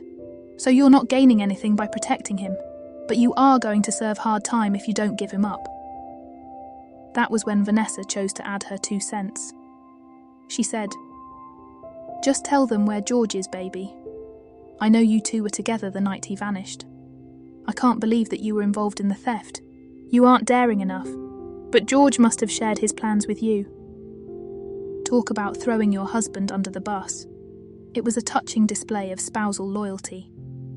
I grimaced and said, "It's obvious that you don't believe me. So do whatever you have to do to prove it. Lie detector, CAT scan, what?" Vanessa made an irritated noise and the 2 men just sat back angrily, arms folded across their chests. Finally, one of them said, "This is too vital to national security, so we are going to book you into the NHNN. They'll sort it out there. But we had better get good news." The same white van transported me back across the Thames to Great Ormond Street and the National Hospital for Neurology and Neurosurgery. I had the identical type of private room as the one in Iceland, with Frick and Frack posted up outside the door. They must have gotten attached to me. My loving wife had business elsewhere, or perhaps they wouldn't let her visit me. I remember thinking that Danny had resorted to divine intervention. Maybe Vanessa didn't know anybody holy enough. Anyhow, that was a relief. I was getting some very bad vibes off that woman. The next couple of days were busy. Each one featured testing, scanning, and psychiatric interviews. The docs even tried hypnosis, which kicked me into a PTSD episode. They considered that progress. I couldn't remember anything meaningful. That is, if I consciously tried to do it. But I was starting to get flashes of explicit events. I told the docs what was happening, and they looked wise. Apparently, there are a bunch of different kinds of memory, and one of those is episodic memory. Those were the memories I'd lost. Episodic memory has subcomponents, and one of those is emotional memory. That type of memory is very powerful, and it seemed to be tied to my PTSD event. I knew the PTSD episode wasn't real, but it had an authentic feel about it, which was what I told the docs. They began to focus on something in my brain called my amygdala. Also, getting so much basic personal information was beginning to rewire my brain. I knew that I was 39 years old and had spent almost 17 years working for the CIA. I knew that I lived in Dulwich Village with my wife Vanessa. I knew I could afford the $2 million uplift on the mortgage because I had family money. We had chosen Dulwich because it was convenient to the embassy, and Vanessa coveted the Victorian mansion that we lived in. I worked at the embassy as a liaison officer, which I knew was another word for clandestine service operative. By all accounts, we were a perfect couple. My brother George was older and more distinguished. At least that's what everybody in the family thought. He'd ridden the West Point, Afghanistan, Iraq merry-go-round to a high mucky-muck position on the strategic planning staff for US EUCOM. He was a confirmed bachelor, and since he was stationed in Germany, he stayed with us on the holidays. Some of the returning flashes of memory were about him. I couldn't tease anything useful out of those moments. But my sense was that he was very dismissive of me as the younger brother. My wife finally showed up late on the 4th day. She was made up to the nines and trailing a cloud of exotic perfume. It was like she had just come back from a date. She was smiling brightly and full of cheerful concern. She laid a passionate kiss on me. Then she reached to fluff my pillows, saying, "I'm here, dear, and I won't leave your side until you have fully recovered." Her words made me think of Danny. Danny's loss was eating me up. I hoped my little rectory cat had moved on without too much pain. My last sight was her shining hair. Her head was down, and she was holding her hands over her face as she cried. Every time that image appeared, a crippling pang of regret hit me. We had never said it, and we had very little time together to cement it. But I loved her heart and soul. I also recognised that Vanessa's presence eliminated any hope of ever making Danny mine. Meanwhile, Vanessa was settling in for the long haul. The room had a small sleeping accommodation, and she was laying out the contents of a roller bag like she was moving into the Ritz. She said breezily, "I'll sleep here, my love." I tried to keep the disappointment off my face. I really didn't want Vanessa around. I didn't know whether it was because she continued to radiate condescension, or the fact that I was deeply in love with Danny. I said testily, "Did anybody mention when I can get out?" She said, "The doctors say you're making progress. They think that you were poisoned by something called," and she hesitated like she was trying to pronounce it, "phalloidin." She added, "They're trying an experimental treatment to flush it out with a drug called," and her brow wrinkled again, "something actin." That explained the drip that I'd had in my arm for the past 3 days. I said, "Parts of my memory are returning." She got an intensely focused look on her gorgeous face and said tersely, "How much do you remember?" I said, "I don't remember much so far. Maybe I never will. But there are flashes of scenes from my recent past."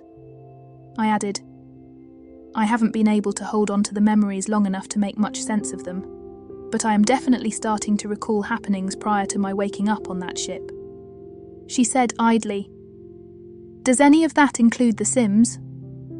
They'll let you out if you can remember what happened to them." I got the feeling she was pushing me, probing. I said, "The memories are sliding by too fast for me to hold on to, but the progression is starting to slow down. I'm sure I'll dredge up whatever they need sooner or later. In the meantime, tell us about our life together." Vanessa was Irish from Cork, and we had met in London at the Mahiki Mayfair. We had been married for 7 years. It was a whirlwind courtship that led to a classic Irish country wedding. My attraction to her wasn't hard to understand. Vanessa was a rare Celtic beauty, ideal facial features, a model's slim, supple body on a 5'7" frame. She also radiated the sort of primitive sexual hunger you'd normally associate with human sacrifices. She told me that I'd said that. I worked at the embassy on human coordination for the countries that act as buffer states between NATO and the Russians. She said somewhat disdainfully, "It was in an analyst's role, not a field agent." She added that I had been on a number of trips to places like Estonia, Ukraine, and Belarus to gather data. There was something in that part of her story that didn't ring true. Or perhaps I'd told her that to cover up my actual role. Our marriage only reinforced the idea that we were both too in love with ourselves to possibly love anybody else. As she described it, our life together one of decadence. I had inherited family money, and we were industriously trying to spend every penny. But it was my brother George who was the true lord of the manor. Apparently, he was larger than life. He was in the military, so he didn't spend as lavishly as we did. But he always brought extravagant gifts for Vanessa on his visits, and he visited often. According to Vanessa, I worshipped George as my older brother and he loved me. Perhaps that was true. But I had the impression that he treated me with contempt, probably because I wasn't in the military. Vanessa was just wrapping up when the nurse arrived to give me my nightly sleeping medicine. It was some kind of heavy-duty horse pill meant to drug me like an animal. The first time I took it, it put me in la la land for 9 full hours and I was hungover for half the next day. I told the nurse that I didn't want it. But Vanessa said, still focusing intently, "Take it, baby. It might help you get your memory back. I'll be here all the time." I didn't want to argue, so I popped the pill under my tongue and took a big swig of water. Then, as I furtively palmed the pill and dropped it into the bedding, I was thinking, I must have learned a few things down on the farm. I was wakened shortly thereafter by a glowing cell phone. I heard Vanessa's whispered voice say, "I had them give him midazolam. He's out cold." There was conversation on the other end and she said, "God, I miss you too, baby. But we have to get those Sims and he's the only one who knows where he hid them." There was some more conversation and I heard my wife say in a flirty voice, "Okay, I'll meet you in Queen Square Garden in 20 minutes, but it's going to have to be a quickie. I love you." She looked in my direction. My eyes were closed. I was tracking her by sound, not sight. Vanessa rose and walked quietly out of the room. I could hear her heels clicking off down the hall. I jumped out of bed and rummaged around in the closet. My clothes were in there, neatly stored in a plastic bag. I stuck my head out. Neither Frick nor Frack was there. They probably went home once the hospital staff knocked me out for the night. I crept down the hall, waited until the nurse at the station had turned her back. Then I scampered down the stairs and out the door. Vanessa was just disappearing into the lush foliage of Queen Square Garden, which was directly across the street. I crept after her. She never noticed. Of course, why would she even look? Her clueless husband was lying drugged in a bed in the hospital behind her. Vanessa walked past the statue of Queen Charlotte. Charlotte was George III's wife. Yep, he's the guy mentioned in the Declaration of Independence. George was off his rocker for a good part of his reign, and the neurological hospital was built to treat him. Charlotte was the sponsor, hence the statue. My wife stopped in the open area. She was looking around excitedly when a shadowy figure emerged from behind the statue. He walked silently up behind her and put his arms around her. Vanessa sighed and melted back into him. Then she turned inside his grasp and they shared an ardent kiss. My damaged synapses began firing and I knew that the figure was my long-lost brother George. Perhaps it was the treatment kicking in, or maybe it was the sight of my brother and my wife locked in passionate embrace. But the dam broke and a cascade of memories poured out. I remembered everything. I could see the sneer on George's face as he told me about the death-cap mushroom. Vanessa and I had been dining with him at his Thames-side pied-à-terre.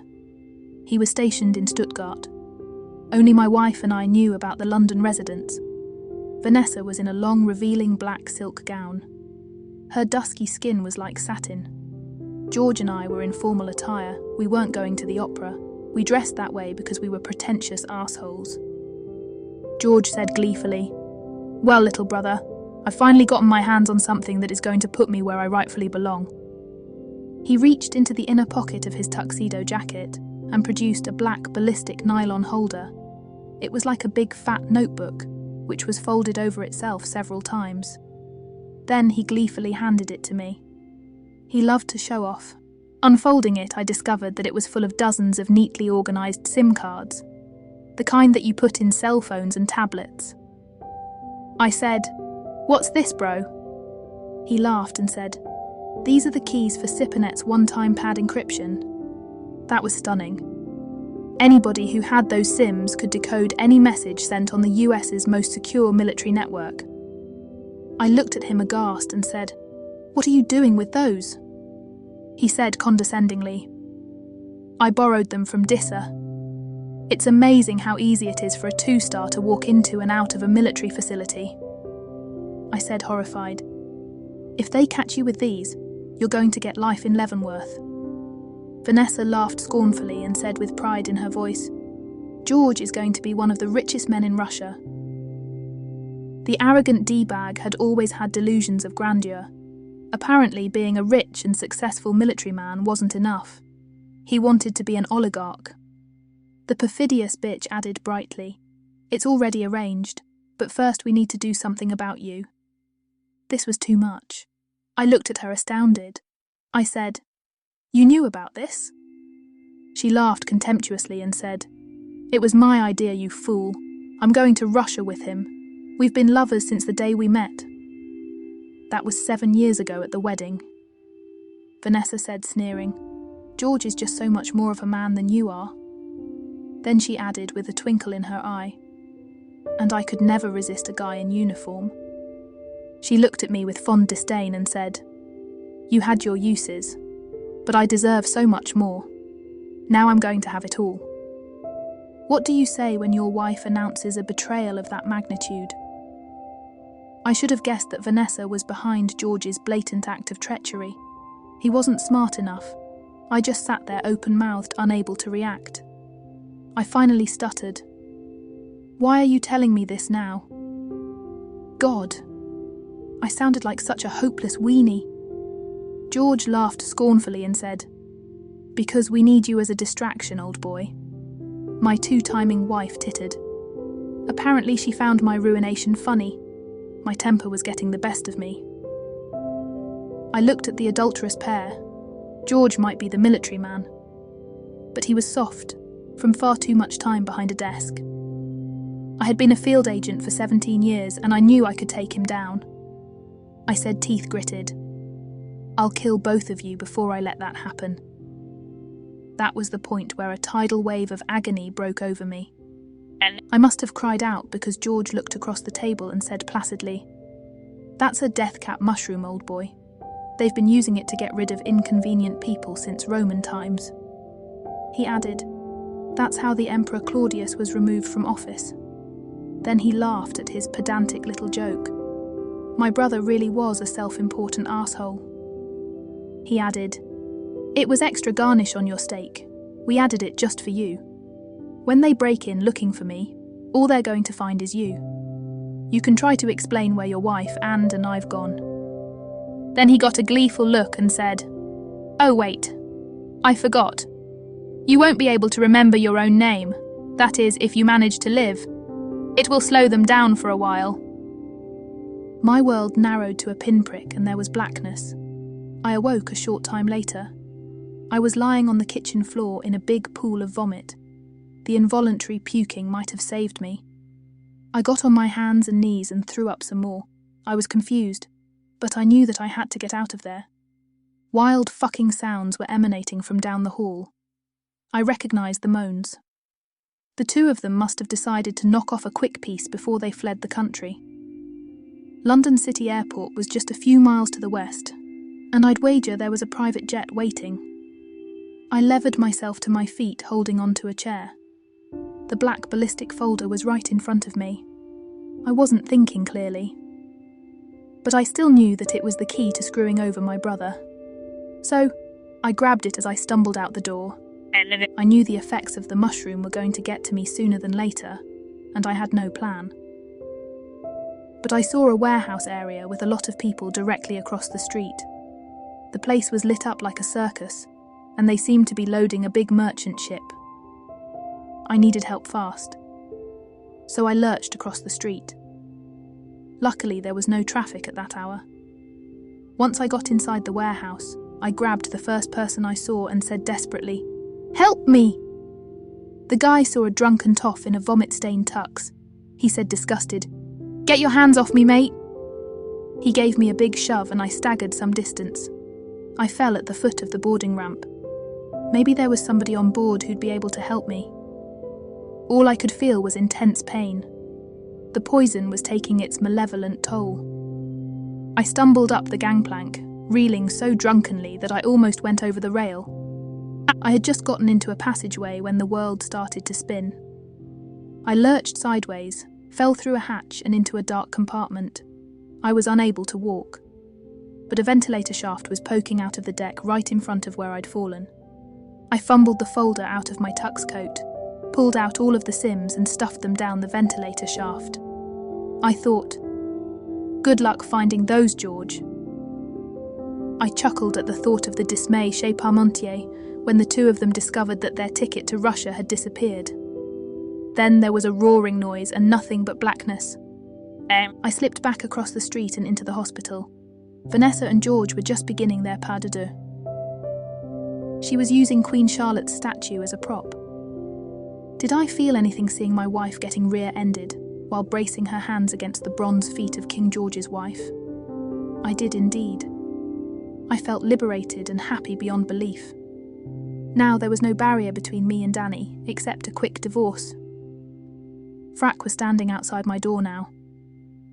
The junior guy always gets the short end of the stick.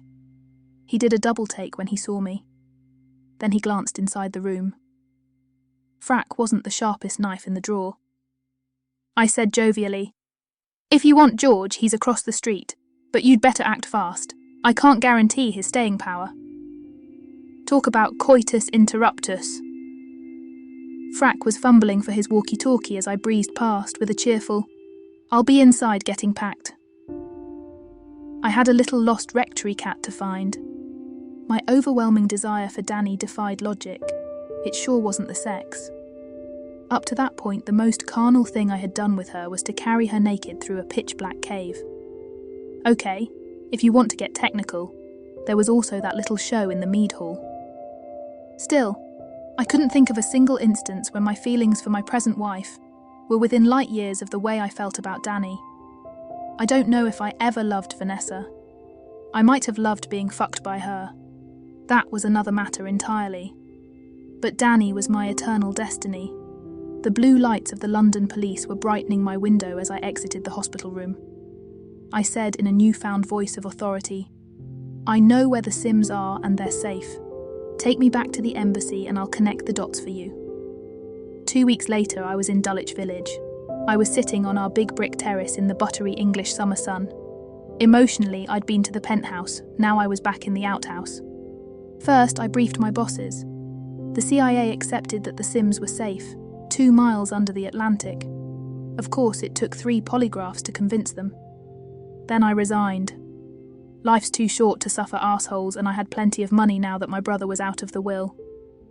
Speaking of said asshole, George dropped completely off the radar.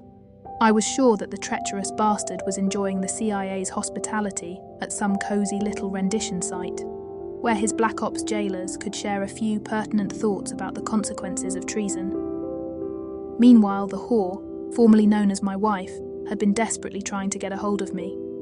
It seems that she had recently rediscovered her passion for our marriage. Perhaps Vanessa's newfound feelings were inspired by the circumstance of 6 London bobbies, witnessing her in an act of gross public indecency. I studiously avoided slut breath until all the pieces hit the ground.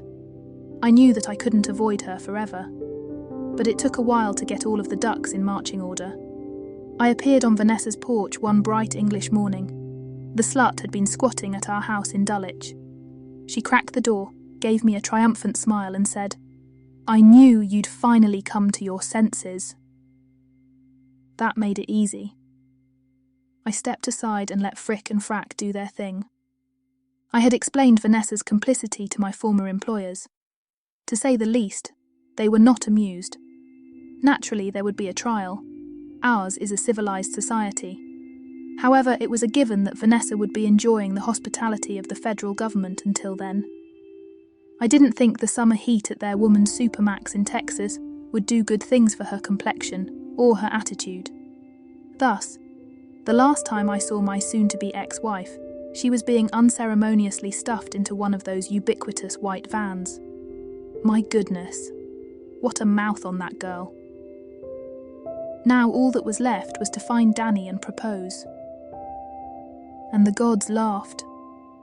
I had last seen Danny on the steps of Lanspitali. That was almost a month ago. It should have been a simple matter of looking her up, except I didn't know her last name. It had been expedient to not get into last names, since I didn't have one at the time. First I called the Lutheran Synod in Reykjavik and asked about the woman from the boat. The nice lady told me that Danny had left right after I was hustled out of Lanspitali. The woman said, "I don't know where she went. She was hysterical with grief. We were afraid she would harm herself, but we couldn't prevent her from leaving.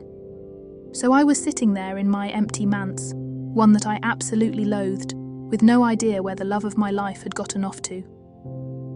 It was summer, and I was wearing a Henley and a pair of boat shorts, topsiders on my feet. The thick silver chain with Thor's hammer was draped on my chest, just as it had been from the moment Odin gave it to me. Then I remembered his words. It will grant a wish if it is truly worthy. I couldn't think of anything worthier than reuniting me with my lost love. So, I gripped the hammer tightly, closed my eyes, and wished as hard as I could. It was faintly reminiscent of the scene where Peter Pan heals Tinker Bell. I had a vision of a neat little English rectory surrounded by a beautifully manicured garden. There was a lovely young woman tending the daffodils. She looked hopelessly sad. A couple of hours later, my Audi TT RS was ripping up the M3 headed for Winchester and the south coast. I had a location, I had a name. The surrounding village had the quaintness of a place that had been around since before the time of the Conqueror. The rectory was like something out of G.K. Chesterton. My heart was in my throat as I made my way up the crushed gravel path. My whole world rested on one throw of the dice. The summer birds were singing, the sky was blue, the air was warm, and I was praying that Danny wouldn't set the hounds loose on me. The rectory itself had an old-fashioned bell. I rang it. A kindly older woman answered. I knew who she was thanks to Thor's hammer. She was the wife of Danny's father's brother. She looked at me inquiringly. I said in my politest tone, "Could I please speak to your niece, ma'am? I'm a friend of hers and I need just a moment to talk to her." The older woman's face broke out in a beatific smile. It was like she had been expecting me all along. She said, "Danae is out in the garden. She spends most of her time out there tending her flowers and waiting for you." My heart soared up into the trees and joined the songbirds in a joyful chorus. She pointed to an arched gate in a Victorian-era wall. I could see the tops of hollyhocks, azaleas and black-eyed Susans above the ivy-covered bricks. I said humbly, "Thank you," and turned and headed down the path into the garden.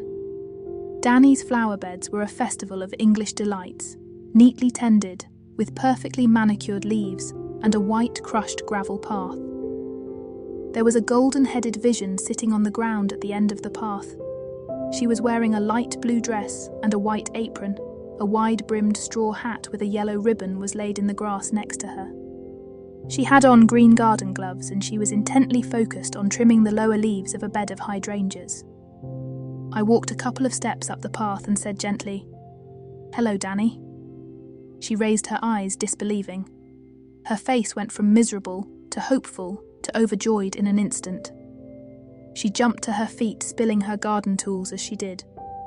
She looked puzzled, but radiantly beautiful in her dirty white apron. Then she put her hands over her face and began to cry. "Women!" I closed the distance between us and took her in my arms. I said, "I know it's been horrible, but it's all over now." She continued to weep. I kissed the top of her head and said, "There were some things that I had to get behind me. It wasn't a situation I could control. But everything's resolved now, and I can spend the rest of my life making it up to you. She turned her tear-stained face up to me, and I could see the answer in her eyes. What does a man really need in life, besides one person who you love beyond yourself, and who loves you in the same way? Then you can face anything.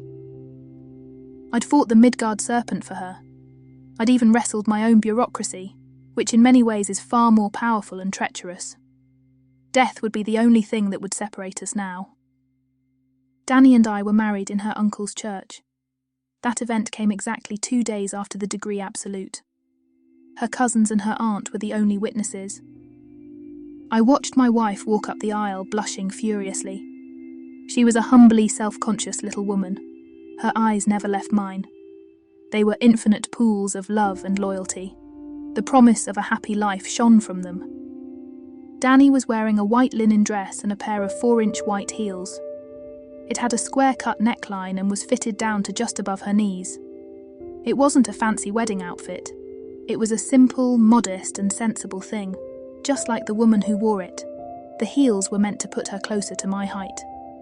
That was one more of her more endearing foibles. Danny's very insecure about how small she is. The heels only made her slim, muscular calves even more attractive. And there was no disguising that fabulous body under the dress. Danny's eyes never left mine as we said the words. She had insisted on a simple ring, not the jewel-encrusted wonder that Vanessa had demanded. Vanessa's diamond would have sunk the Titanic. I slipped the ring on Danny's finger and we had a chaste kiss. After all, her aunt and uncle were standing there. I looked down at her face. Tears of happiness were streaming down her cheeks. We shared another sweet kiss. It promised a greater love than I could have ever hoped for.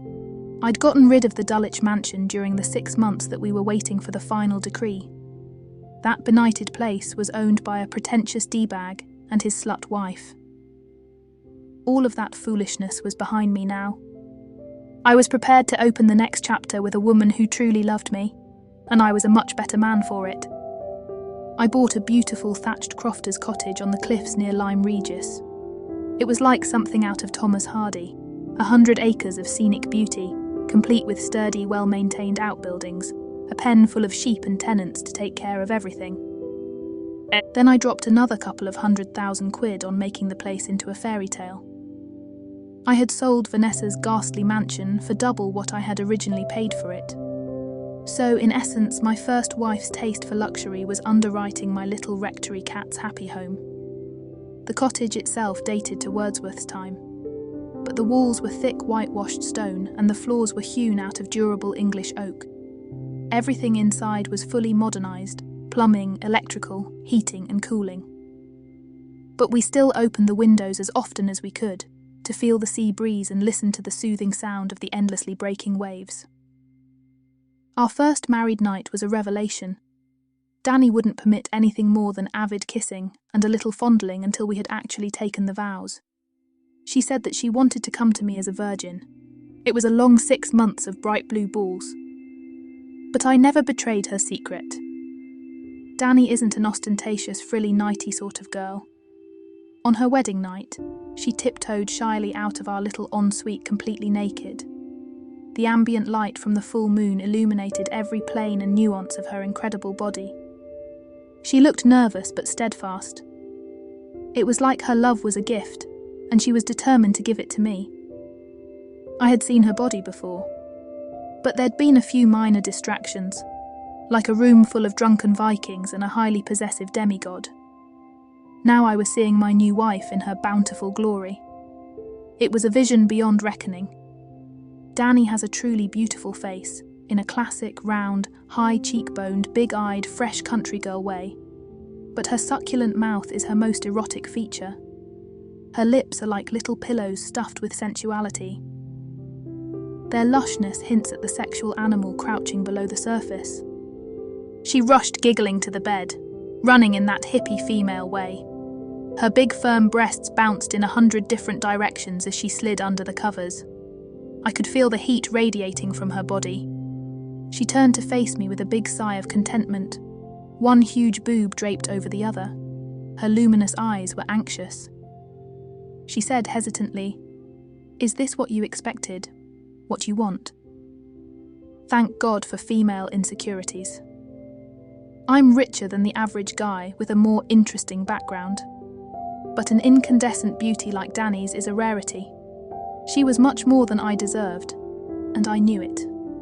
More importantly, I also knew that she was mine, and mine alone. I got up on one elbow and looked down the length of her body. She was the female contradiction, petite in some places, and bountiful in others, both soft and hard. The feeling of those hot floating breasts smashed against my chest was like nothing I had ever experienced. I said, "You are perfect. I love you in your youthful beauty, and I will love you when you're a wrinkled old crone. That's because the spirit that lives in this body is forever." My new wife made one of those inarticulate woman noises. It indicated that I'd either given her the right answer, or she couldn't wait any longer. Or maybe both. Anyhow, she crooked a surprisingly strong arm behind my neck and dragged me down to her mouth. It was wide open and white hot. It told me that the woman I had seen in Loki's mead hall was about to make an appearance. Only this incarnation wasn't summoned by enchantment. It was Danny's absolute desire to give herself to me body and soul. I've had an admittedly wide and checkered sexual history, but Danny's kisses are like no other woman's. Her lips are alive when she kisses you, constantly moving, twisting, turning, nipping. That phenomenon, more than anything else, conveys her sexual hunger. We kissed enthusiastically for a few minutes, but it was plain that Danny's motor was revving, and she was getting impatient. It was ironic, really. I was the bon vivant with the long string of wanton women, and Danny was the alleged quasi-virgin. But I was the one who was hesitating. She made an exasperated noise and transferred my free hand to one firm floating breast. The boob was a lot more than a mere handful. The big brown nipple was hot and bright angry red. I tweaked it. Danny groaned with sensation and absolutely freaked out. Her head rocked back, and her mouth opened in a scream that was so loud that it probably set off a stampede in the sheep pens. Then she began to frantically worm her body underneath me. It was pure mindless instinct on Danny's part. In fact, I remember thinking, a more sophisticated woman would have handled this a little less directly. That was my last rational thought. Because I was suddenly lying on top of a wild woman. Danny might have been an inexperienced girl, but she knew what she wanted, and she knew exactly where to put it. That's instinct too. She reached between us and jammed me into her boiling, highly lubricated inner self. Naturally, there was no obstruction. She'd already lost that. I slid right to the top. It happened without hesitation or pain. The look on her face was surprise, for a second. Then it turned to sheer lust, as she felt a cock inside her for the first time, at least one that she could remember. She gasped loudly. Her legs shot straight up in the air and then out to the side, in an outrageously wide V. She held me there at the very top, not moving, making a constant high-pitched whine of mindless physical sensation. Then she began to undulate. That was instinct too.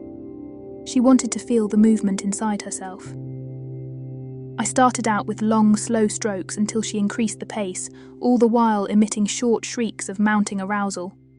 The feeling of heat, the squishing sounds and the hormonal smells were getting both of us to the end of the line faster than I wanted. So, I slowed a bit. She opened her eyes questioningly. Then the first orgasm hit her like the proverbial truck. Her eyes rolled back into her head. Her body bent into a bow. Every muscle was rock hard with strain, and she began a series of rhythmic moans of increasing intensity, finishing with a frantic scream. I could feel the matching contractions as she writhed out of control. When she finally stopped shivering, I moved to turn her over. She looked puzzled. I wasn't in a mood to wait, so I grabbed her tight, muscular flanks and impatiently flipped her face down on the pillow, her perfect round arse elevated high in the air. That was something new. She made a loud, surprised grunt when I entered her, and her shining sheaf of blonde hair flipped outward in a dense cloud, up and back over her shoulders. her hips elevated even higher. She widened her stance and grabbed the rails of the brass bed for leverage. Then she began to actively push back, while rotating her hips to feel the new sensation. Her 2 big buns were perfect, round and so firm that they didn't ripple when I slammed into her. As the tempo increased, her moans got even more agitated. Finally, I reached around to give her a finger to suck on. She was frantically sucking on the finger when the next orgasm hit, and I almost lost its tip. Her legs crumpled as her incredible apple-shaped arse began to writhe in an ecstasy of erotic sensation. I'd reached the limit myself, and I collapsed on top of my new wife, coming like the Midnight Express. Then there was a short period where neither of us were rational. As soon as I calmed down, I realised that I was crushing her. So I rolled to one side. Danny was still on her front. She lay on her stomach, quivering and moaning, still clutching the brass bars of the headboard. I was lying on my back on our trashed sheets, gasping and sweating. There was a moment's hesitation. Then she popped her head up, looking devastated. She'd just fucked our mutual brains out. What was this? She said, almost crying. I'm so sorry. I have no idea what came over me. What must you think of me, acting so wanton? That was just so Danny. I actually laughed out loud. She looked even more crushed. I was ashamed of myself. This was something that was important to her. I said with all the sincerity I could muster, that was the 2 of us connecting at the most fundamental level, my love. The passion that we share is a physical reflection of the feelings that we have for each other. And those feelings are obviously very powerful. I asked, could you do that with anybody else? She looked at me like I'd lost my mind and said angrily, of course not. This body is yours, and only yours. I would never share it with another man. That would violate every tenet of my beliefs. I said, so your incomparable passion is your marriage gift to me. She got it.